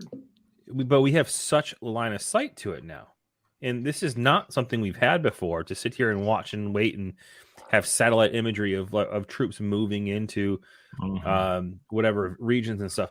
It's scary as fuck. Like, is at times you're sitting at the 5 hours ago look at what the war room table was. Like, we never got that before. And There's no fighting in the war room. Right.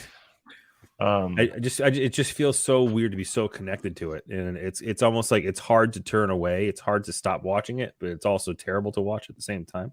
Mm-hmm. But also crazy to think about, like, well, Russia wants the oil from there, right? Yeah. I mean, that's what it comes down to. So, I mean, we're, when we think about wars in the past and wars, we're still fighting wars over oil.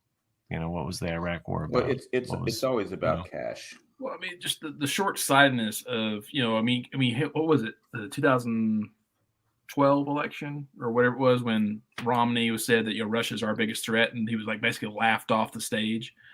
And they're our buddies. And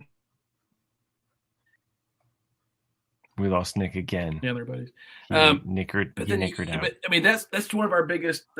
I know. But that's one of our biggest failures. Is that, like, how did these other Western European countries just completely forget? It's like, dude, like, you can't put all your eggs in one basket. Like, you have to be prepared. And people, it's like people have always asked me about universal health care. Like, it's like, well, we're the whole defense of the entire fucking world. We spend over a third of our entire budget every year on defense. It's like the rest of the world doesn't have a military because we're their fucking military. But also 2012, we were mired down and still occupying, we were still occupying Afghanistan. We were still embedded in Iraq. I mean, I don't know. It's like there's... You need to choose your battles. That's what you're trying to say. Well, this is a battle that's not going to go away, and it's just seems like it's going to escalate. So, well, like you're saying, Nick, you said why do those countries? Because politicians only care about getting reelected, so they're going to do whatever. They're not thinking long term. They're just thinking, okay, how do I get elected? Dude, it's the same anywhere. How do I get elected? The amount of I don't want to necessarily say pro-Putin, but like not anti-Putin sentiment amongst GOP right now is fucking terrifying. I wasn't talking about our politicians; they're all crooked. But I'm thinking about this. It's fucking scary. about Yeah. how half now, and I don't want to say half, a significant portion of our Congress is not condemning Putin. Follow the money, and What you'll find the your fuck? answers. That's All fucking the crazy. things you wondered about with the politicians are going Term for the limits. money. There's money's money, but Sure. that's fucking treason. Like, what the fuck are you talking about? Technically not treason whatsoever, but like it's just terrible morality. And it's not treason against our country. It's treason against the morality of the fucking world. Like the fucking what the shit? Like we're fucked. We're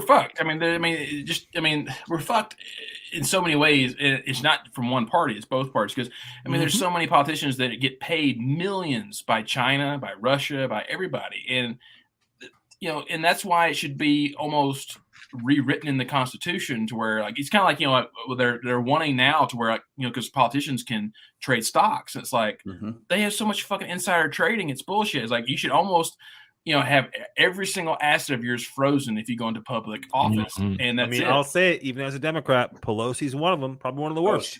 You look at Pelosi when she went into office compared to now. Where'd all that money come from? And it is both sides. You look at all those politicians. The only reason they go there, is make money. Yeah, money is power, and power is money. But how are you going to stand in front of Congress and not condemn Vladimir Putin? He's not Hitler, but it's the same moves as Hitler. It's like, hey, these people. It's the Sudetenland again. It's like, these people are traditionally Russian, so we need that land. And right. It's just it's nuts, and the fact that people are not making those connections. Of it's crazy. It's like it's because that's exactly what Hitler did. It's like, these people are Russians, or these people are Germans, so we want this little section. And then what did he do? He took all of Czechoslovakia. It's like, and then what do you think Putin's going to do? I'm going to take all of Ukraine because that was traditionally Russia. This was traditionally Russia. And the worst part was when the people that weren't German or the master race, he just wiped them out. Yeah. So Putin's basically trying to correct all of the mistakes of the Cold War. Well, that's where I've said this. I'm not sure if I said it on the podcast. Trying to erase all of the that's failings of what happened. Because Putin came to power because of one thing, and it was because Clinton got a blowjob and wanted to distract, so he invaded Bosnia and made a former Soviet republic. That's what the Russians want. The Russians wanted to handle everything that was going on in Yugoslavia. And, Clinton bombed all of that area to distract. And then it made Russia look weak. And then Putin came to office and promised we're going to be a new, strong Russia. And it's funny just how I'm taking off my shirt. Well, yeah, exactly. It's funny how one little insignificant thing can change the world, and just in mindsets of people. I wouldn't say that it all boils down to Monica Lewinsky giving a blowjob, though. I mean, that's very far-reaching to say all of this goes back to this one thing. Yeah, I mean, it's. I did not have sex. If he was going to take power, he would have taken power eventually. Like to say that it all leads back to this leads to that, and therefore we have this problem. It's like. But I'm saying that you can always see where it connects the dots.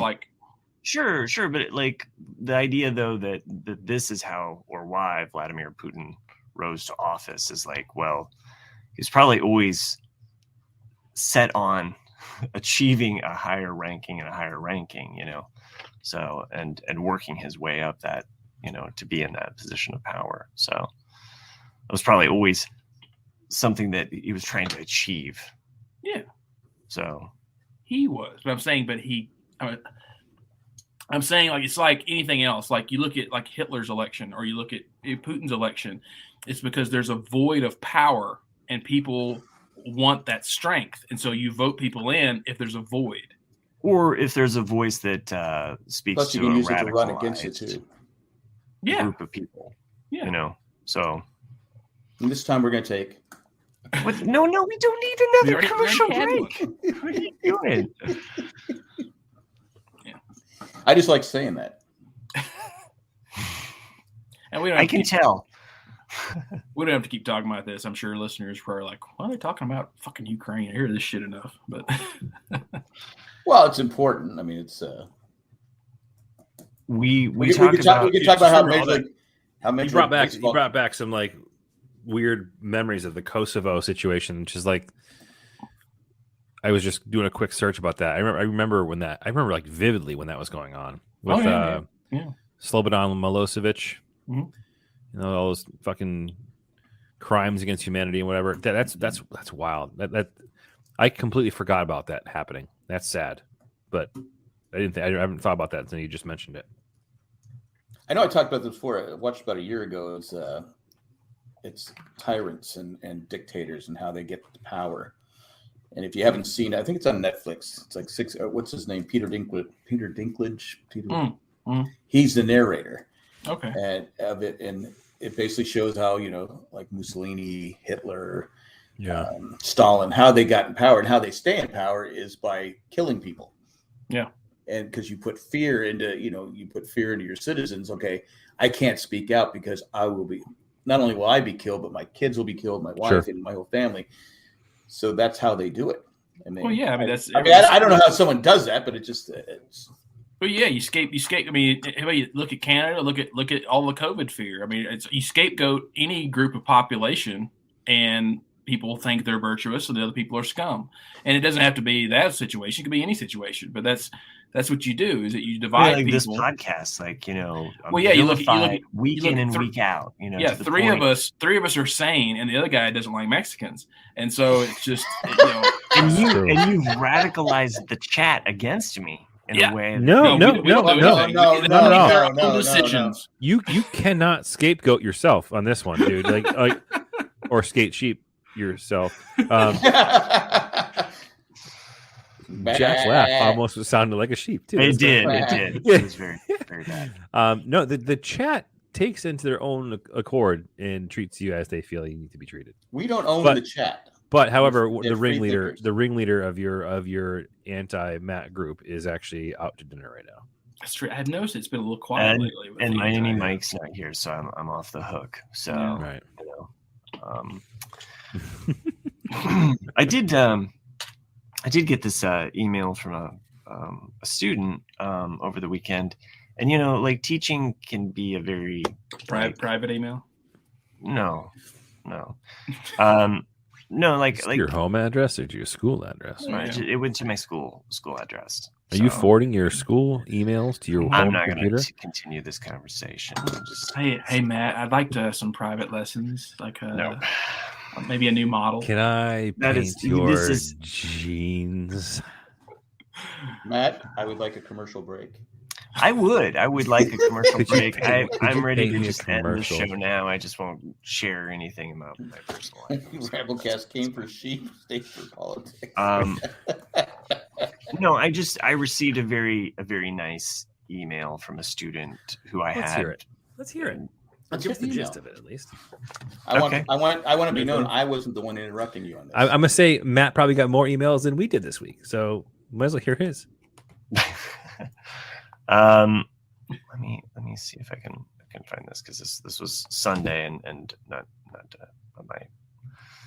Oh, I think I can go into my flagged, because Hey Matt, your favorite student here. I would like for you in the future to draw me like one of your French girls.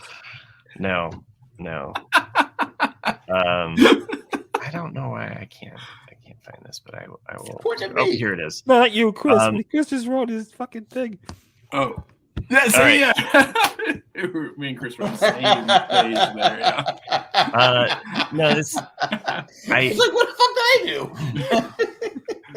I just want to say that as a teacher, you don't get these emails that often, and so this is one of those things that I'm gonna kind of hold on in my heart for the next 5 years until I need another recharge of my teacher energy. But she writes in, "Hello, Professor. I hope you are doing well and the semester is treating you right. You had me in. I'm gonna just mute you, okay? Because this is." You had me in your drawing for non-art majors class in 2019, I think. And I just wanted to let you know what an impact it had on me. I never considered myself an artist before taking your class, but now I've been working as a tattoo artist for almost 2 years. I attribute this change in my life's trajectory pretty much entirely to your class, and I am so grateful for the semester I got to spend in your classroom. I never thought that the spontaneous decision to take an art class could ever have impacted me in the way that it has. I just wanted to make sure you knew how important your work is to me personally, and likely to many of your other non-art major students.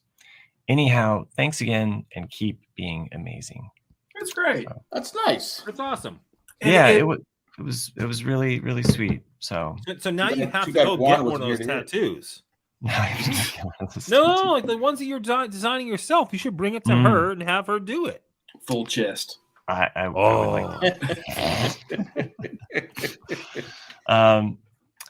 I would of course like to see. So I know of a couple students I've had as students that have gone on to become tattoo artists, and one of them I follow. So not to besmirch the other student that has gone on to make. Yeah, a be and life. write you a fucking letter. Screw them. Go to Yeah. this girl and get yourself a tattoo done from her.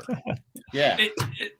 It is amazing to me, like especially when we all get to our age, like sometimes you can pinpoint conversations or moments that really did change your life, and like you could have gone one way or the other, and like because like for me, it's 2006 or 5 where I was just sitting in on a graduate level class. I met a guy. He got me in my job as an archaeologist, and then he taught me basically the beginning of what I do now, and if I had sat next to someone else in that class, never would have met him, never would have talked to him.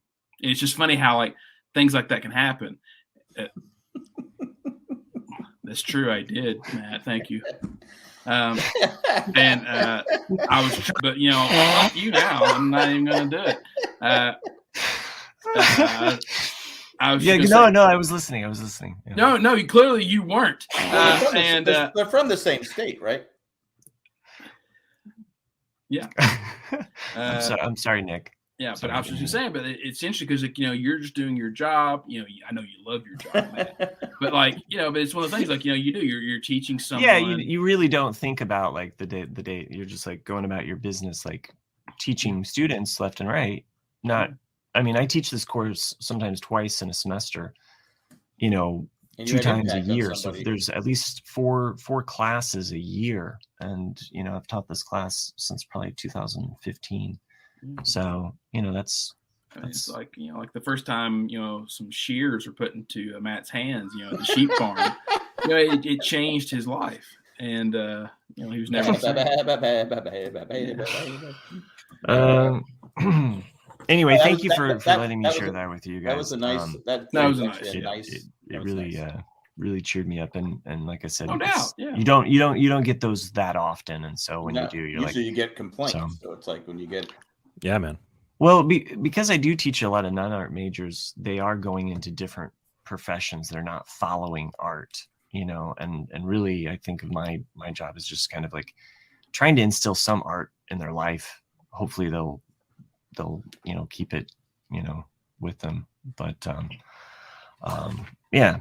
Anyway, thanks for letting me share that without you guys dicking all over me or making fun of me. But yeah, so good stuff. I don't think Randy wrote in this week, actually. Thank God. Or did he? And he fell asleep, and I completely forgot about his email.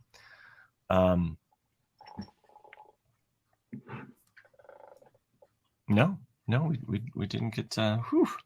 Randy, thanks for not writing in your wonderful jokes. No, we got more emails of like new login on Mac, unknown Mac. Oh, that would have been me probably. Oh, okay, yeah. Yeah. I noticed a few that were just random. Like I was at work today, and I had to log into my work computer to post the show because I was. Oh, okay. Yeah, a little behind the curtain there, but yeah, posting the show or remembering to post the show. And then, of course, we had this like last minute, like, is Chris going to go to the Van Gogh exhibit? We don't know. We were all hoping. We were. No. No, the fuck you weren't. We were all like, "Come on, Wednesday." You know, well, the thing is that we were hoping that Chris would finally experience some culture, you know, because like all he does is go to like sporting events and punch people. And so we're like, hey, like if he could get a little bit of art, maybe mellow out a little bit. That's why he you goes know. to see My Morning Jacket. It's the only thing that like Mellows me down. calms the Yeah. rage, It doesn't you mellow it. know? No, he gets all pumped. He gets all hopped up on drugs. We didn't mostly, talk you know. about the fact that I did send you guys a video last week when I met up with some of my old buddies I haven't seen in a while, two of which happened to be at that infamous night in question at Gillette Stadium. And I interviewed him in that video for you. It was an admission that it was not me that started the fight. It was him. If you look in his eyes, though, when he's telling it, it's like It's I like think he's reading a script. he was being coerced, into saying this, and I didn't believe him. I really didn't. You know, that's fair, but I gave it my best. it's like, hey, I'm gonna make a video. If you do what I tell you to, the guy on the right, we're gonna go to Dunkin', and then we're gonna go get some beers. See, here's the deal: the guy on the right who confirmed said story is a man of the cloth. He's a pastor, so he would not be a liar. I'm going to share with everybody that's joining us live in the show an image of what was shared. So, Yes. Oh, that's a different image. That's a different image. That's hilarious. That is hilarious. That came through across the chat earlier today and said Chris's favorite. To which I said, "Hell yeah, Das Butt." Das Butt. It's a Simpsons reference." Yeah. But only and that's two that's people what know- only two people saw that. Everybody else just heard it. Yeah, no. Somebody actually put that on the chat recently, like somewhere on Facebook, like we're asking about Das Boot season 2, which came out like 2 years ago or a year ago, and it still has not been released in the U.S. Which I think Jack and I are the only two that've actually watched the series. Yeah, I did not watch it. Which was really good. What series? Das Boot, the series. I haven't watched the series. Or maybe it was Matt then. But they basically took the original book of Das Boot, the movie's based on, and they combined it with a French resistance novel as well. So they kind of have like two storylines, and season 1 is superb. Okay. But season 2 came out over a year ago, and it still has not been released in the U.S. And you're like, why not? Because Hulu owns the rights, I think, to it in the U.S., but season 2 is not. It's good. And yes, Will Fry says, you're welcome, who sent me that photograph of Das Butt that I passed along. Oh, thanks, man. Well done. Yeah. But anywho, where were we? I don't know. Where'd Matt go? Matt's email. We didn't get any emails for reels this week. Is that correct? I don't think so. No. I'm still bitter that I was trying to like prop up Matt with his email, and he just shit on me. So I'm like, oh, fuck that guy. Yeah. Well, it's funny. It was kind of cold. Yeah. I remember I had one of those pivotal moments, not where I impacted somebody else, just like I remember a specific conversation that I had that kind of led down a road, right? So this is going back to the first Raleigh meetup that I went to at the Iceplex.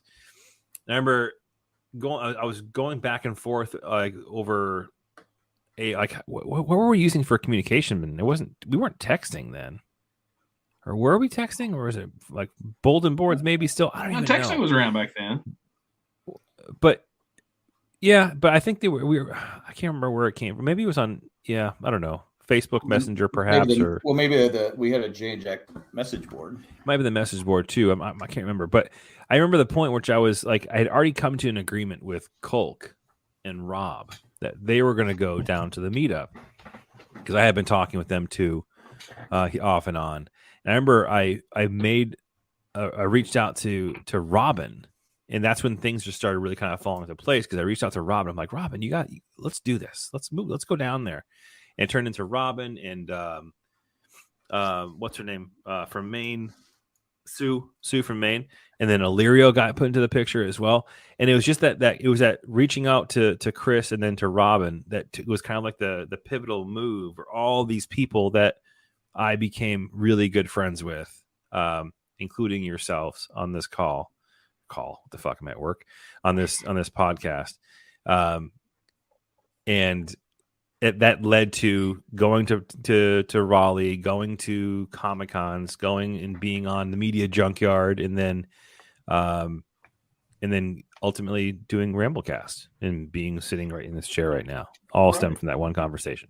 Right. Yeah. I mean, I know I've told this story before. It's the same thing. It's like when we've talked about like how we got introduced to the J&J network, because I was just doing. Matt, we're paying homage to your email. This is the kind of the trend of your email. Oh, no, don't talk to Matt.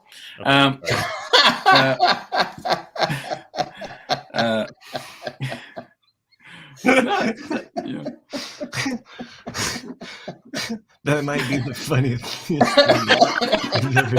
There's your title. Don't talk to Matt. No. Don't talk to Matt. You don't talk. Sorry, to him. Dad. Don't look at him. He's fine. But yeah, we've talked about that though, like because I was doing just like very boring lab work in 2005, I think.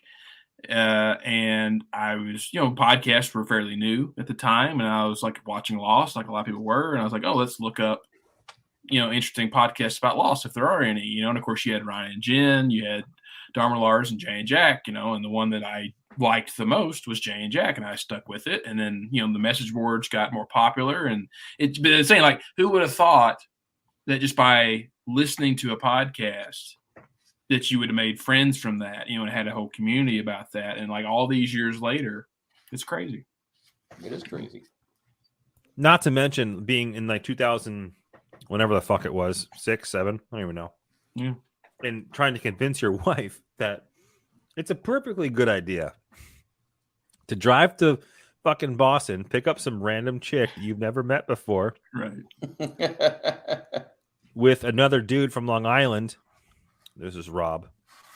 And then drive across the state again over to Vermont to go pick up another dude while meeting up with another guy from Canada. Right. And then continuing down to fucking North Carolina together. That's not only that's kind of still unheard of now. But right. But it's also wildly unheard of to have that scenario unfold 15 years ago, 16 years ago. For sure.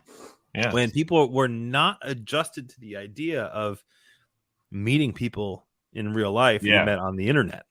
Like that's not a normal thing. No. But it was a wild set of circumstances because I literally I picked up Rob, I think in Rhode Island. I drove every fucking where that weekend. I drove to Rob to Boston. Rob was in Rhode Island picking up the ferry boat. To Boston. Wasn't Rob on this show? Like, has he visited the Ramblecast or Married Man? Yeah, we had the we had a little mini reunion of Media Junker. That's right. Okay. A long time ago. Well, and then a couple years ago. Picked up some dude in Vermont where a guy from fucking Canada drove down, and we all jumped into a rental car and drove to Rob. It's just wild. But here we are. Yeah, Lyria posted a photo of himself recently, and I hadn't seen him in a while, and I was like, Lyria's turning gray now. I'm like, oh, fuck, Lyria's getting old. Yeah, he is. He's got a new lady, too. Oh, really? Him and, wasn't his wife, right? They weren't married, right? What'd you say? Correct. Christine, right? I missed that. Like, so you say, they're not a couple anymore.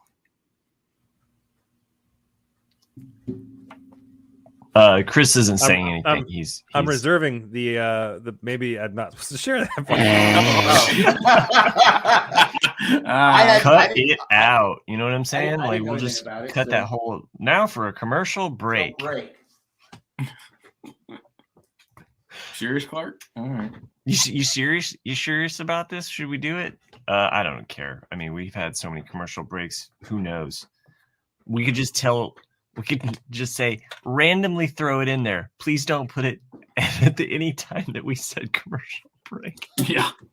Like it's just some random time. People are being like, what the fuck?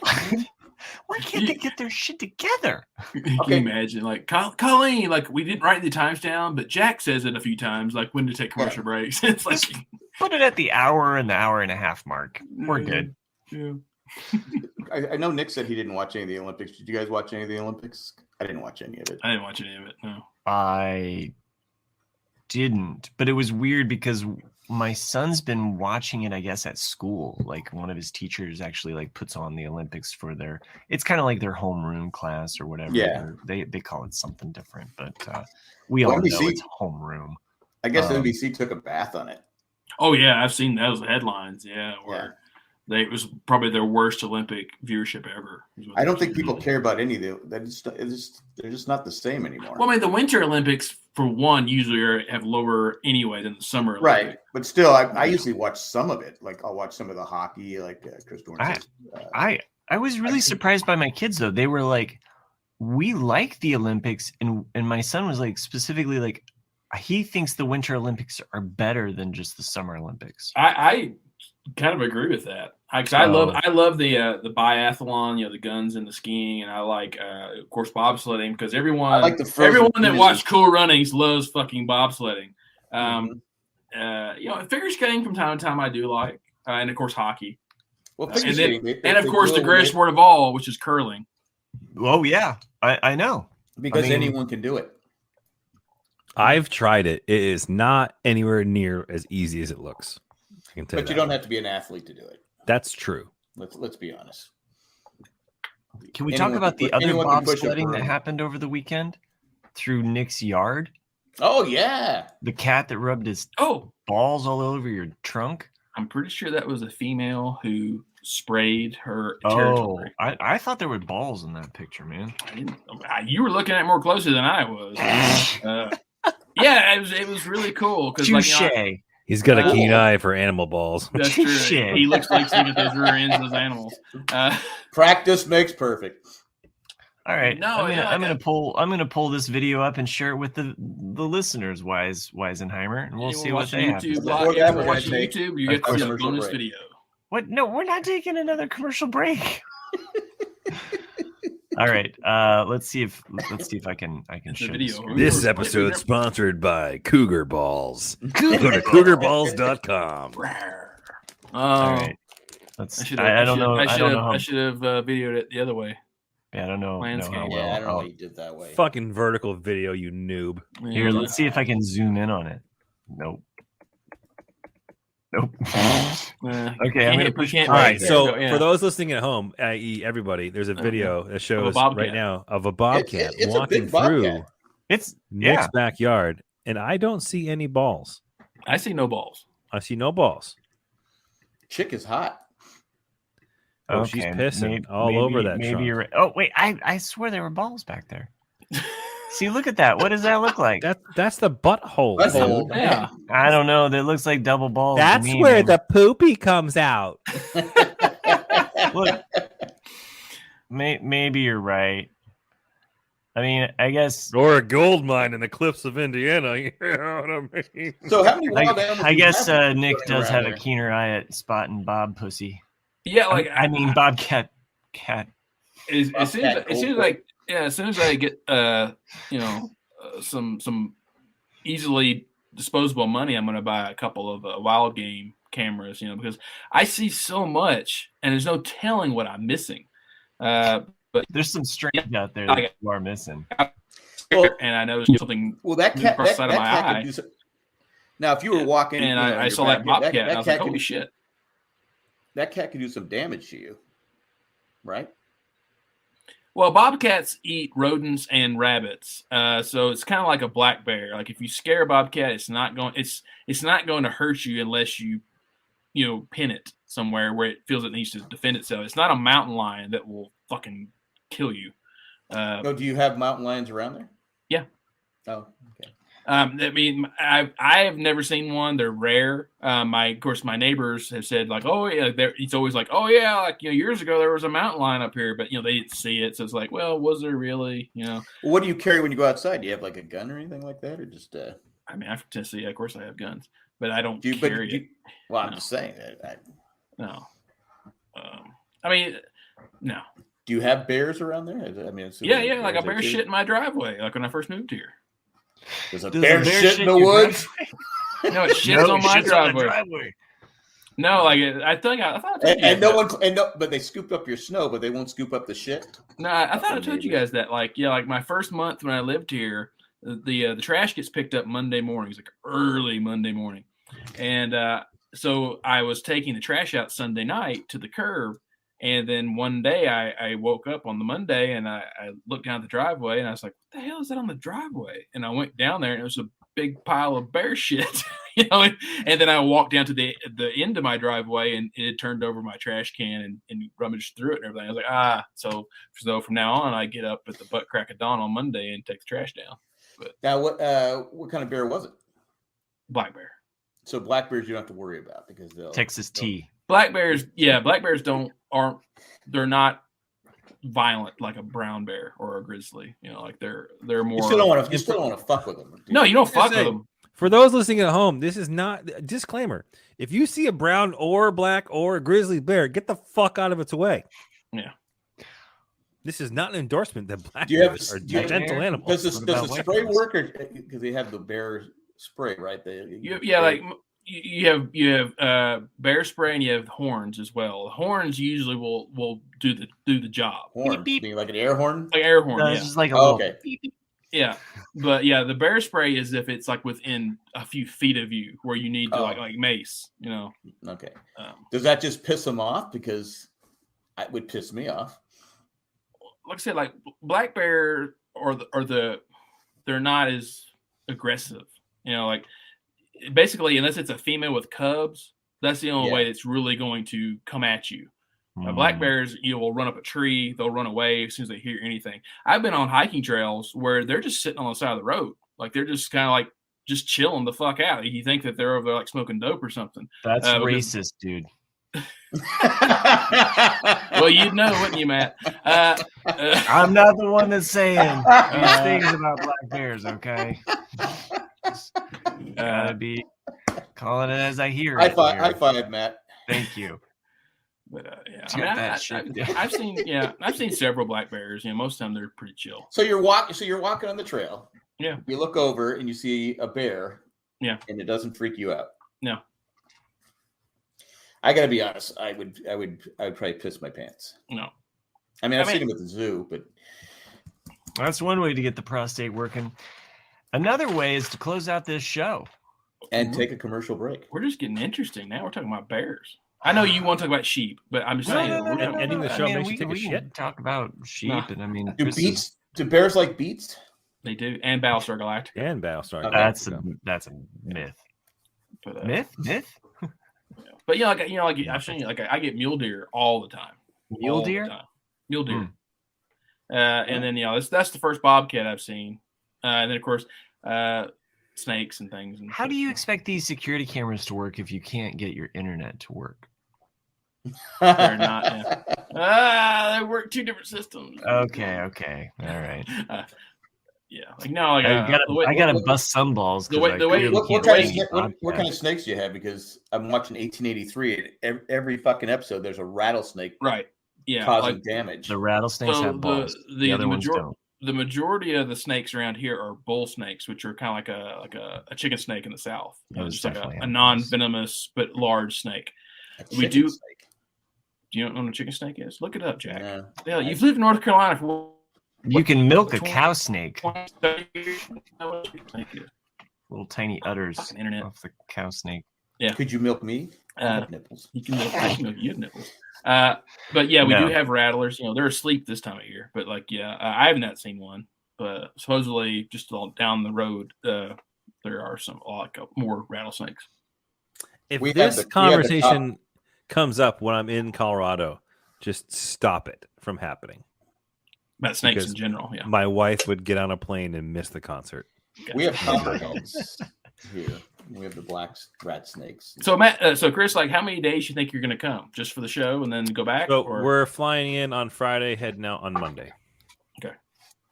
And it's a Saturday, Sunday show or Friday, Saturday? I forgot. It's a Saturday. No, it's a Friday, Saturday. We're going to the Saturday night show. You know how he is about dates. It's going to be 1 week before that. Yeah, yeah. It's actually gonna be a week before. No, I planned this one out. My wife didn't. Well, you could make the other two hosts, jealous if you want to drive up the hour to see the house. And I'd be so jealous. We'll see. Yeah, we'll see. It's just hard. It's hard like coordinating with like 8 people. Oh no! Oh, I see. I thought it was just you and the wife, but I know you have other people you're gonna hang out with. But Yeah, we're flying out with Dave, my buddy Dave, and then meeting up with another couple who flying in from San Diego, and then there's a couple who lives in whatever town I told you north of Denver. I forgot the name of it. Oh, yeah, it's the suburb. Yeah. West, whatever it's called now. I almost screenshotted this and shared this with you guys earlier today, but my brother texted me. I thought you were trying to end the show, Matt. I was, but now I'm just going to give this little anecdote of a story. My brother texted me today. He says, "Every rose has its thorn. That song always gets stuck in my head." And I wrote back, "Never heard of it. Do you mean like how every cowboy sings a sad, sad song?" Nice. He proceeded to text me the song as though I still didn't know it. So I wrote back, "Was it something I said or something I did? Did the words not come out right?" Nice. I still how did he not put two and two together? I don't know. I'm just like, yeah. You can't have that song more stuck in your head than me, because I lived that song, man. Every day. Every damn day. You've seen that every day. Every day. You've seen the Chappelle show a little bit where they did that, didn't you? It's John Mayer and Dave Chappelle it's like season 2 of Chappelle show, and I'm sure I have, because they're just on the street playing guitar, and like this cop gets out of it's a black cop, and he gets out of the car, like it's a white cop and a black cop, and they're like, all right, you gotta keep the noise down, blah blah blah, and then Dave Chappelle's like, John, play something white, and then so he starts playing Every Rose Has Its Thorn. Of course, then the white cop's like, "Oh man, we cool," and then the black cop's like starts singing the song, and then Dave Chappelle's like, "Man, how you know that song?" He's like, "I get from the suburbs." You have to watch it, but it's fun. Oh, that's good. That's good. Yeah, John Mayer is in with that whole comedy crowd. Like he was super close with Bob Saget in that whole group. Have you paid attention to the autopsy on that? Yeah. Yeah. Cracked skull. Cracked skull. But they said it was. Go ahead, Jack. Sorry. It's like in 2 spots. Well, they said it's. What are we talking about now? Bob Saget's death. Oh. Like they're just saying that he probably hit his head, went to sleep thinking nothing of it, and died.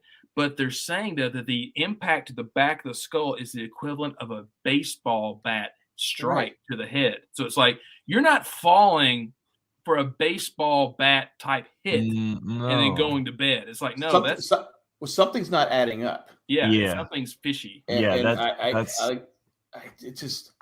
not normal. How could he get hit like that and make it to the bed? Yeah.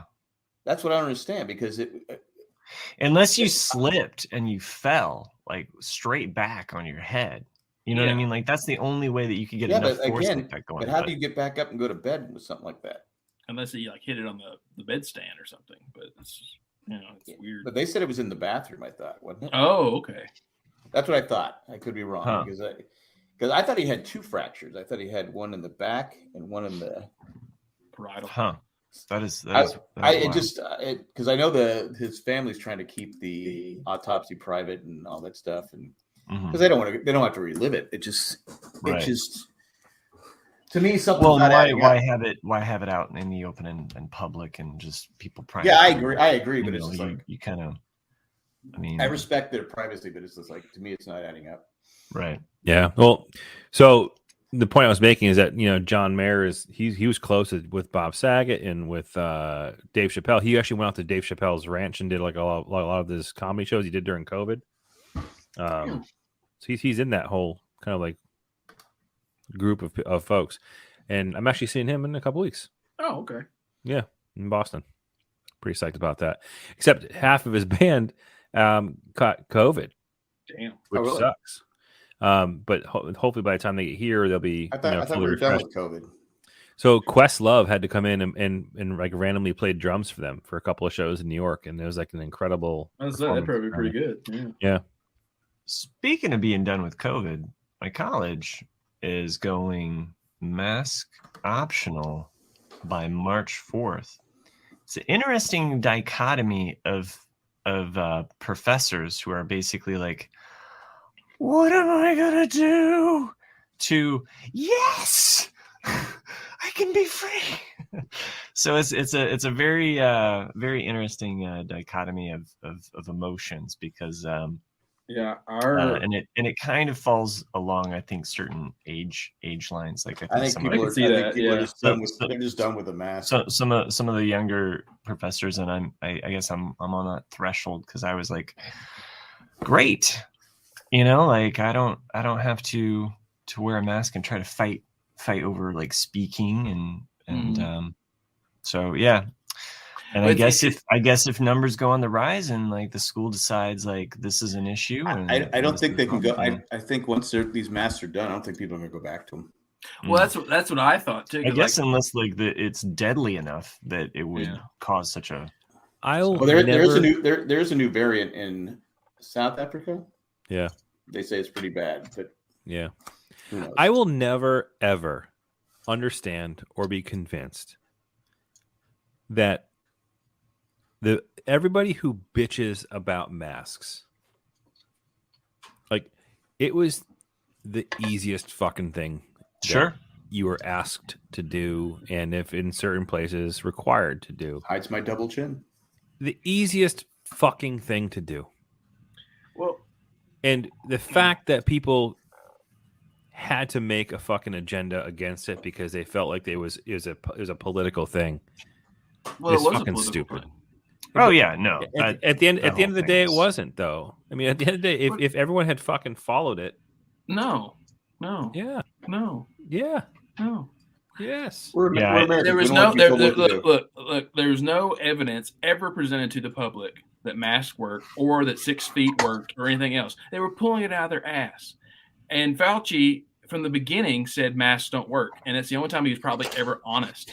And then he went back because it was like, oh, the scare was so great. They're like, oh, yeah, you knew to wear masks. But yeah, there was still no evidence that it worked. And finally, there is evidence that masks work, though. No, yeah, the N95s, which they should have said, like, oh, we're going to give those all to the people, but they didn't. So there's people wearing cloth masks that basically did nothing this entire time.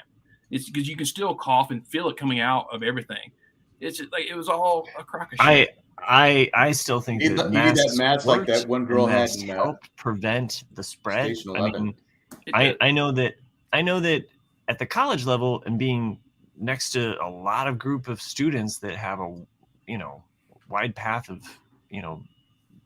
variables. Even my wife like teaching, and she taught with a cloth mask for several semesters. And for me, the amount of people that I was deemed a close contact of.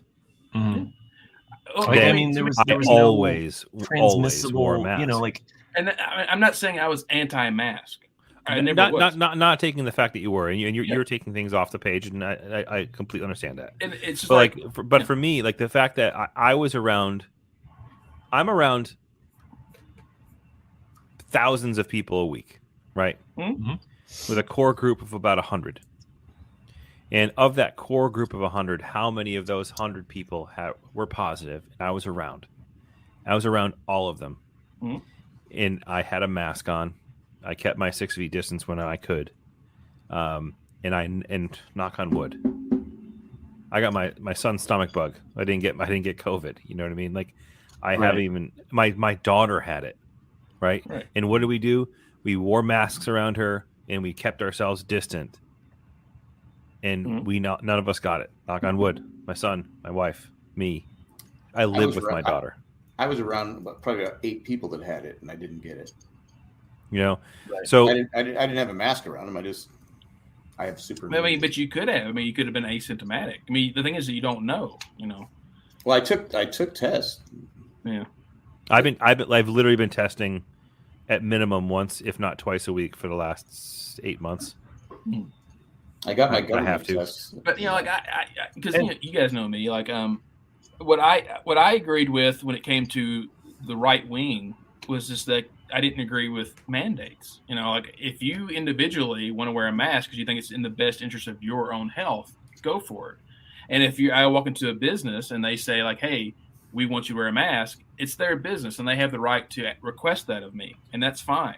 But for someone to say like you need to wear a mask within your own home, or you need to wear a mask as you're walking out in public, it's like, go fuck yourself.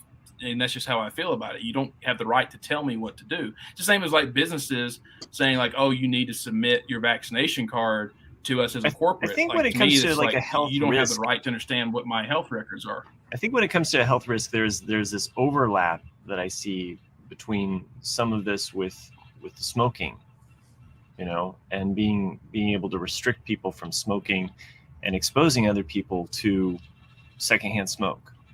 And when secondhand smoke, we identified smoking as a hazard to other people's health, and we were able to kind of say like, look, we're not going to have smoking in restaurants and bars because it puts these people at risk and it causes a health issue. And a lot of people were like, you're imposing this on me. You're imposing this, you're impeding upon my freedom to be able to smoke openly out in public. But at some point, the actual like health of others becomes more important than your rights to be able to just kind of openly smoke and pass. I did say that someone on Facebook one time I said, that's the same argument the smokers use that I should be allowed to smoke wherever I want. Well, I mean, but the thing is that if you're a smoker, if there's a health risk involved, I mean, I think it's one of those things. I mean, this wouldn't have,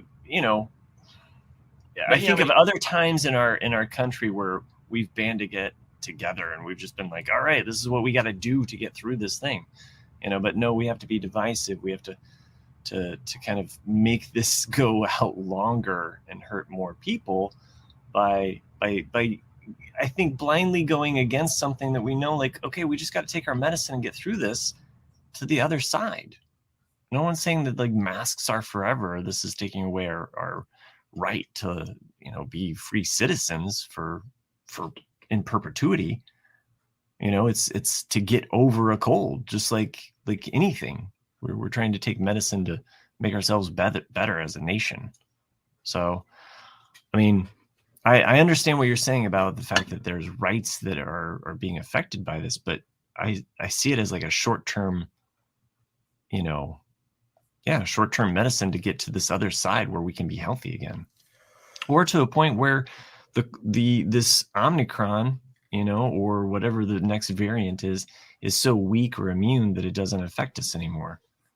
So, and who knows? I mean, we're either basically halfway through this thing, or we're over the hurdle, and if we're halfway through this and we get to the point where we're like, oh shit, we're really fucked now because there's this other variant going on, World War III is breaking out, and oh, by the way, the mask ain't gonna help.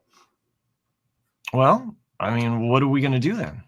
Well, there's duck and cover. I'm just saying if there's a nuclear war. No, I understand that, but I'm just, as far as getting past to a point where we can just be healthy and because I do know that there are those people that are living in fear of COVID that I don't feel like they should be. Yeah. And I think that is a reality, that there are those people that are living in that fear, and they shouldn't be permanently living in this state of like, okay, I've come to accept like, okay, if I get COVID, I'm going to get over it and I will, hopefully survive and it won't cause long lasting effects to me. Yeah, I feel the same way, Matt. And at the same token, right? We are a fortunate group of people that can say that we are not of that group. Well, maybe, actually, Nick kind of is part of that group that is susceptible to. No, I'm not making a joke. Well, no, it's susceptible to a compromised immune system, right? So I don't have that. Jack, no, you don't. Nick kind of does, but there are people that. What I mean by that is there are people who are way worse off than Nick. Yeah, right. True. Yeah. And that's the point I was trying to make there. But there is a significant amount of people like that no matter what level of vaccination they get, can help them. Right. And that's the sad thing. Like there's actually a story came out with that Fox News host. What's his name? Beckel? Cavuto. Oh, Cavuto. Oh yeah, Neil Cavuto. Yeah. Neil Cavuto. He has MS. Oh, and yeah, and it's not really widely known until now because he kind of stood up and talked about it. that he had gotten COVID a second time, fully vaccinated and boosted, and it almost killed him. That's why he's been off the air for 4 weeks, because he's been recovering. Like, it's folks like that, right? It's the people who don't have any line of defense, right? This is like don't smoke around me with like fucking a nuclear cigarette, right? For some people, you know what I mean? Like it's more than just secondhand smoke to lots and lots of people. And fortunately, we're not one of them, right? But like, there's a significant amount of people out there that are. That scares the piss out of me. Sure. And it also scares me. It scares me. You think of 75% of Russia's troops right now are currently living in swamp trenches. No, I'm not joking. They're currently stationed in swamp trenches right now on the borders of Ukraine. Totally spreading COVID. Those soldiers are going to be sick. It's going to be terrible. Like, it reminds me of a song, Nick, and I think it would be the perfect song to take us out, which is "Springtime for Hitler." Jeez. Sorry, it's just kind of right on the nose because it's springtime, right? It's coming. Yeah. Not yet. It's coming. It's warming up. Our weather's all over. Not here. It was -1 this morning. Oh, okay. It was we had this snowing warm 2 days snap. ago. It's going to be 65 tomorrow. Yeah, you're getting the warm snap that we just got. But you kind of you bring an interesting point, like, because there's two ways of thinking about things, Chris. Like, like do you live in fear, or it's like, because like the smoking thing, because like the way that libertarians think is freedom is non-negotiable, and it should never be surrendered, no matter what, not 1 inch. And it's one of those things where it's like me, if I'm autoimmune compromised, which I am, it's like I'm assuming the risk because I know my own individual risk of where I should go, where I should not go. And it shouldn't affect your life or Matt's life or Jack's life. Like, if I feel I'm uncomfortable there, then I don't go. Or or if I want to wear a mask, I want to wear a mask. And you shouldn't have to, all three of you should not have to change the way you live your life to afford my unfortunate circumstance. That's a really great way of thinking of it. That is not how I see most libertarians act, specifically in my neck of the woods. Well, then they're not libertarians then. No, it's more of kind of like, why are you doing that when this is the way to be, and kind of inflicting their general perception of like, don't tread on my freedoms. Fuck you. We're taking it all type of mentality. Right. No, that's not. Then they're idiots. Like, fair. Fair. There are definitely idiots on both sides. No, There's it's like tons of idiots on both sides. The way true libertarianism is that you live your life the way you want to live your life, and I live the way my life I want to live it.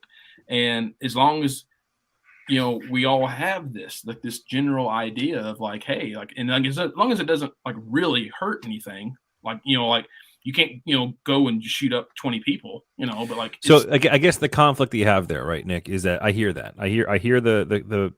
mentality. I hear you live your life, I live my life. You fish on your side, we fish on our side. The problem is we have to like, unfortunately, we have to live together. Right, but here's the thing: is that just because you have an autoimmune disorder doesn't mean you're automatically libertarian. Well, that's not what I was saying. I know, but there are plenty of people who are out there who have different political standpoints. I wasn't necessarily trying to make it a political thing, right? I mean, but you have people who have an autoimmune disorder. It doesn't matter whether or not we think libertarian, Democrat, or liberal, or conservative. They're fucked.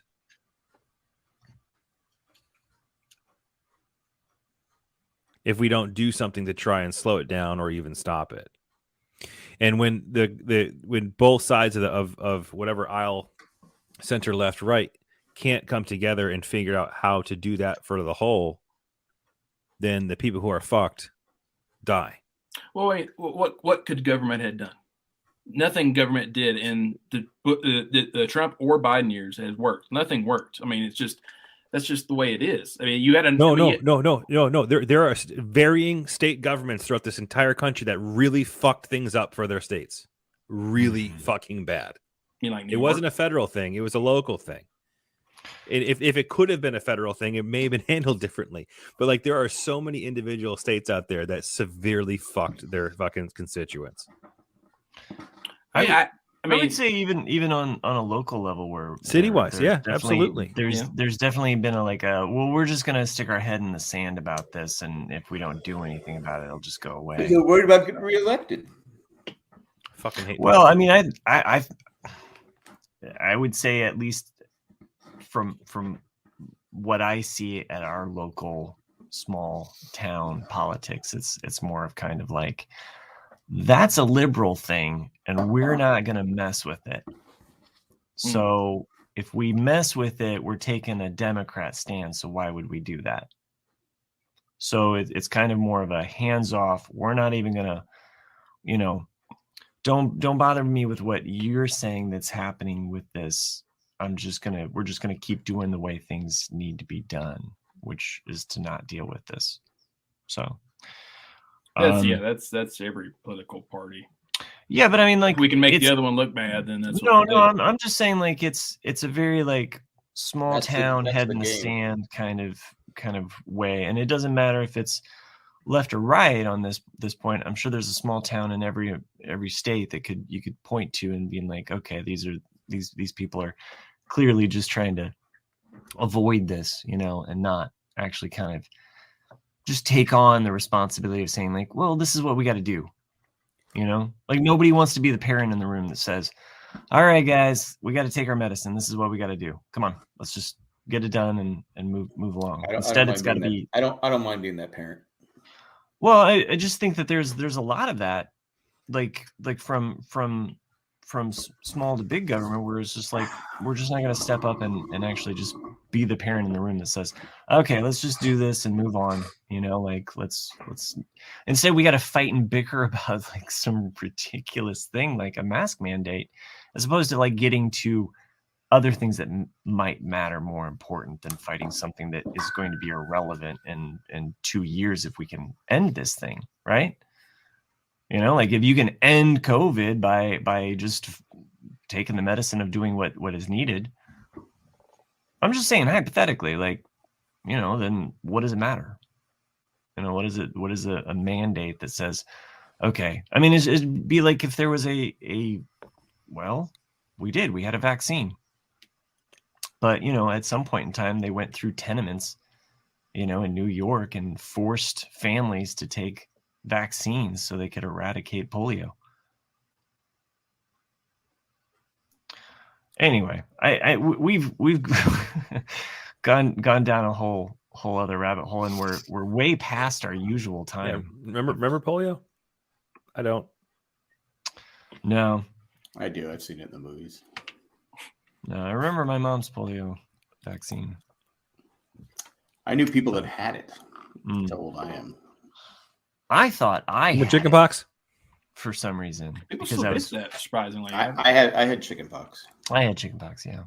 I gotta get that shingle shot. Shingle shot. Yeah, like actually, someone I knew here recently, like their whole like children's birthday party, and like the whole group of kids got chicken pox, and I was like, how the hell that happened? They didn't fucking get vaccinated. Kids weren't vaccinated. My kids got the chicken pox vaccine when they were little. So, I wish we had the vaccine when I was a kid. It sucked. Yeah, it sucked. It sucked for me too. I went to one of those parties which they purposely gave us. I was like 16 or 17 too when I got it. I was like, oh my God. I remember having a pox party at like 9 years old. Yeah. Maybe it's just because I had shingles more recently. You got shingles, wow.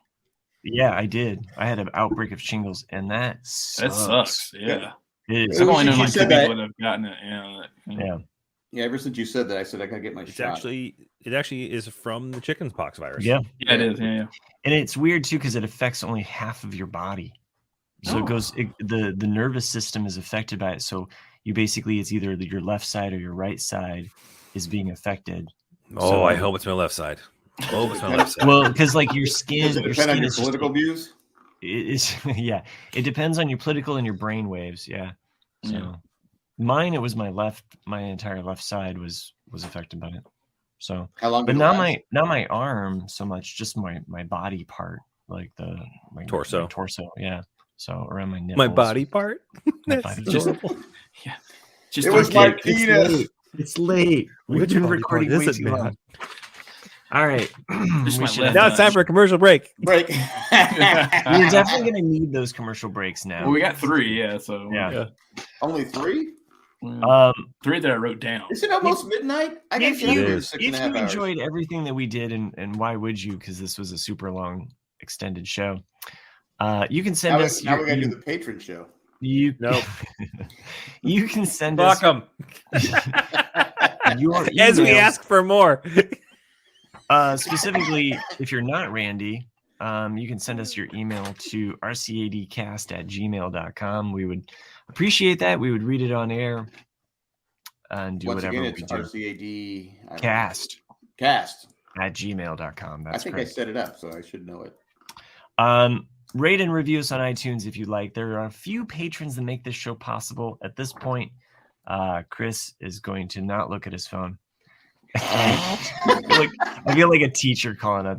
There is a theme. There is a theme to these, so I will try to. Here, I'm going to make mine. There we go. Ready? Tasty tack. Oh, I like that. Delectable Eckhart. That one is rad because it looks like you cut up pieces out. Yeah, exactly. yeah. Yeah, because the green. There's Yeah, the green screen. Yeah. That's cool. Yeah. At first I said, did he cut that? I really I was trying to make it like No, kind of he's- lacy, you know. So Edible Ed. Ooh, I like that. Chocolate chip. Is that grandma? the words are like or letters are like chocolate chip cookies, Ed. So Oh. Mouth watering Maggie. Hmm. You perv. this is my favorite. Fucking simp. Okay, I wanted to go for Munchable Maggie, but I thought that was kind of Yeah. Even worse. Yeah. Juicy Joanne. Joanne. with bubbly letters too. So Who's recovering from she broke her arm or something? Oh, I really? can't remember. Yeah, she had surgery. I can't remember what it was though.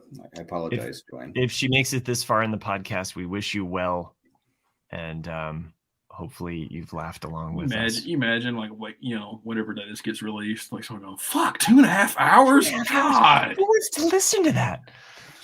Nobody. It's just Jack yelling commercial break every 5 minutes. Someone had to. Mm.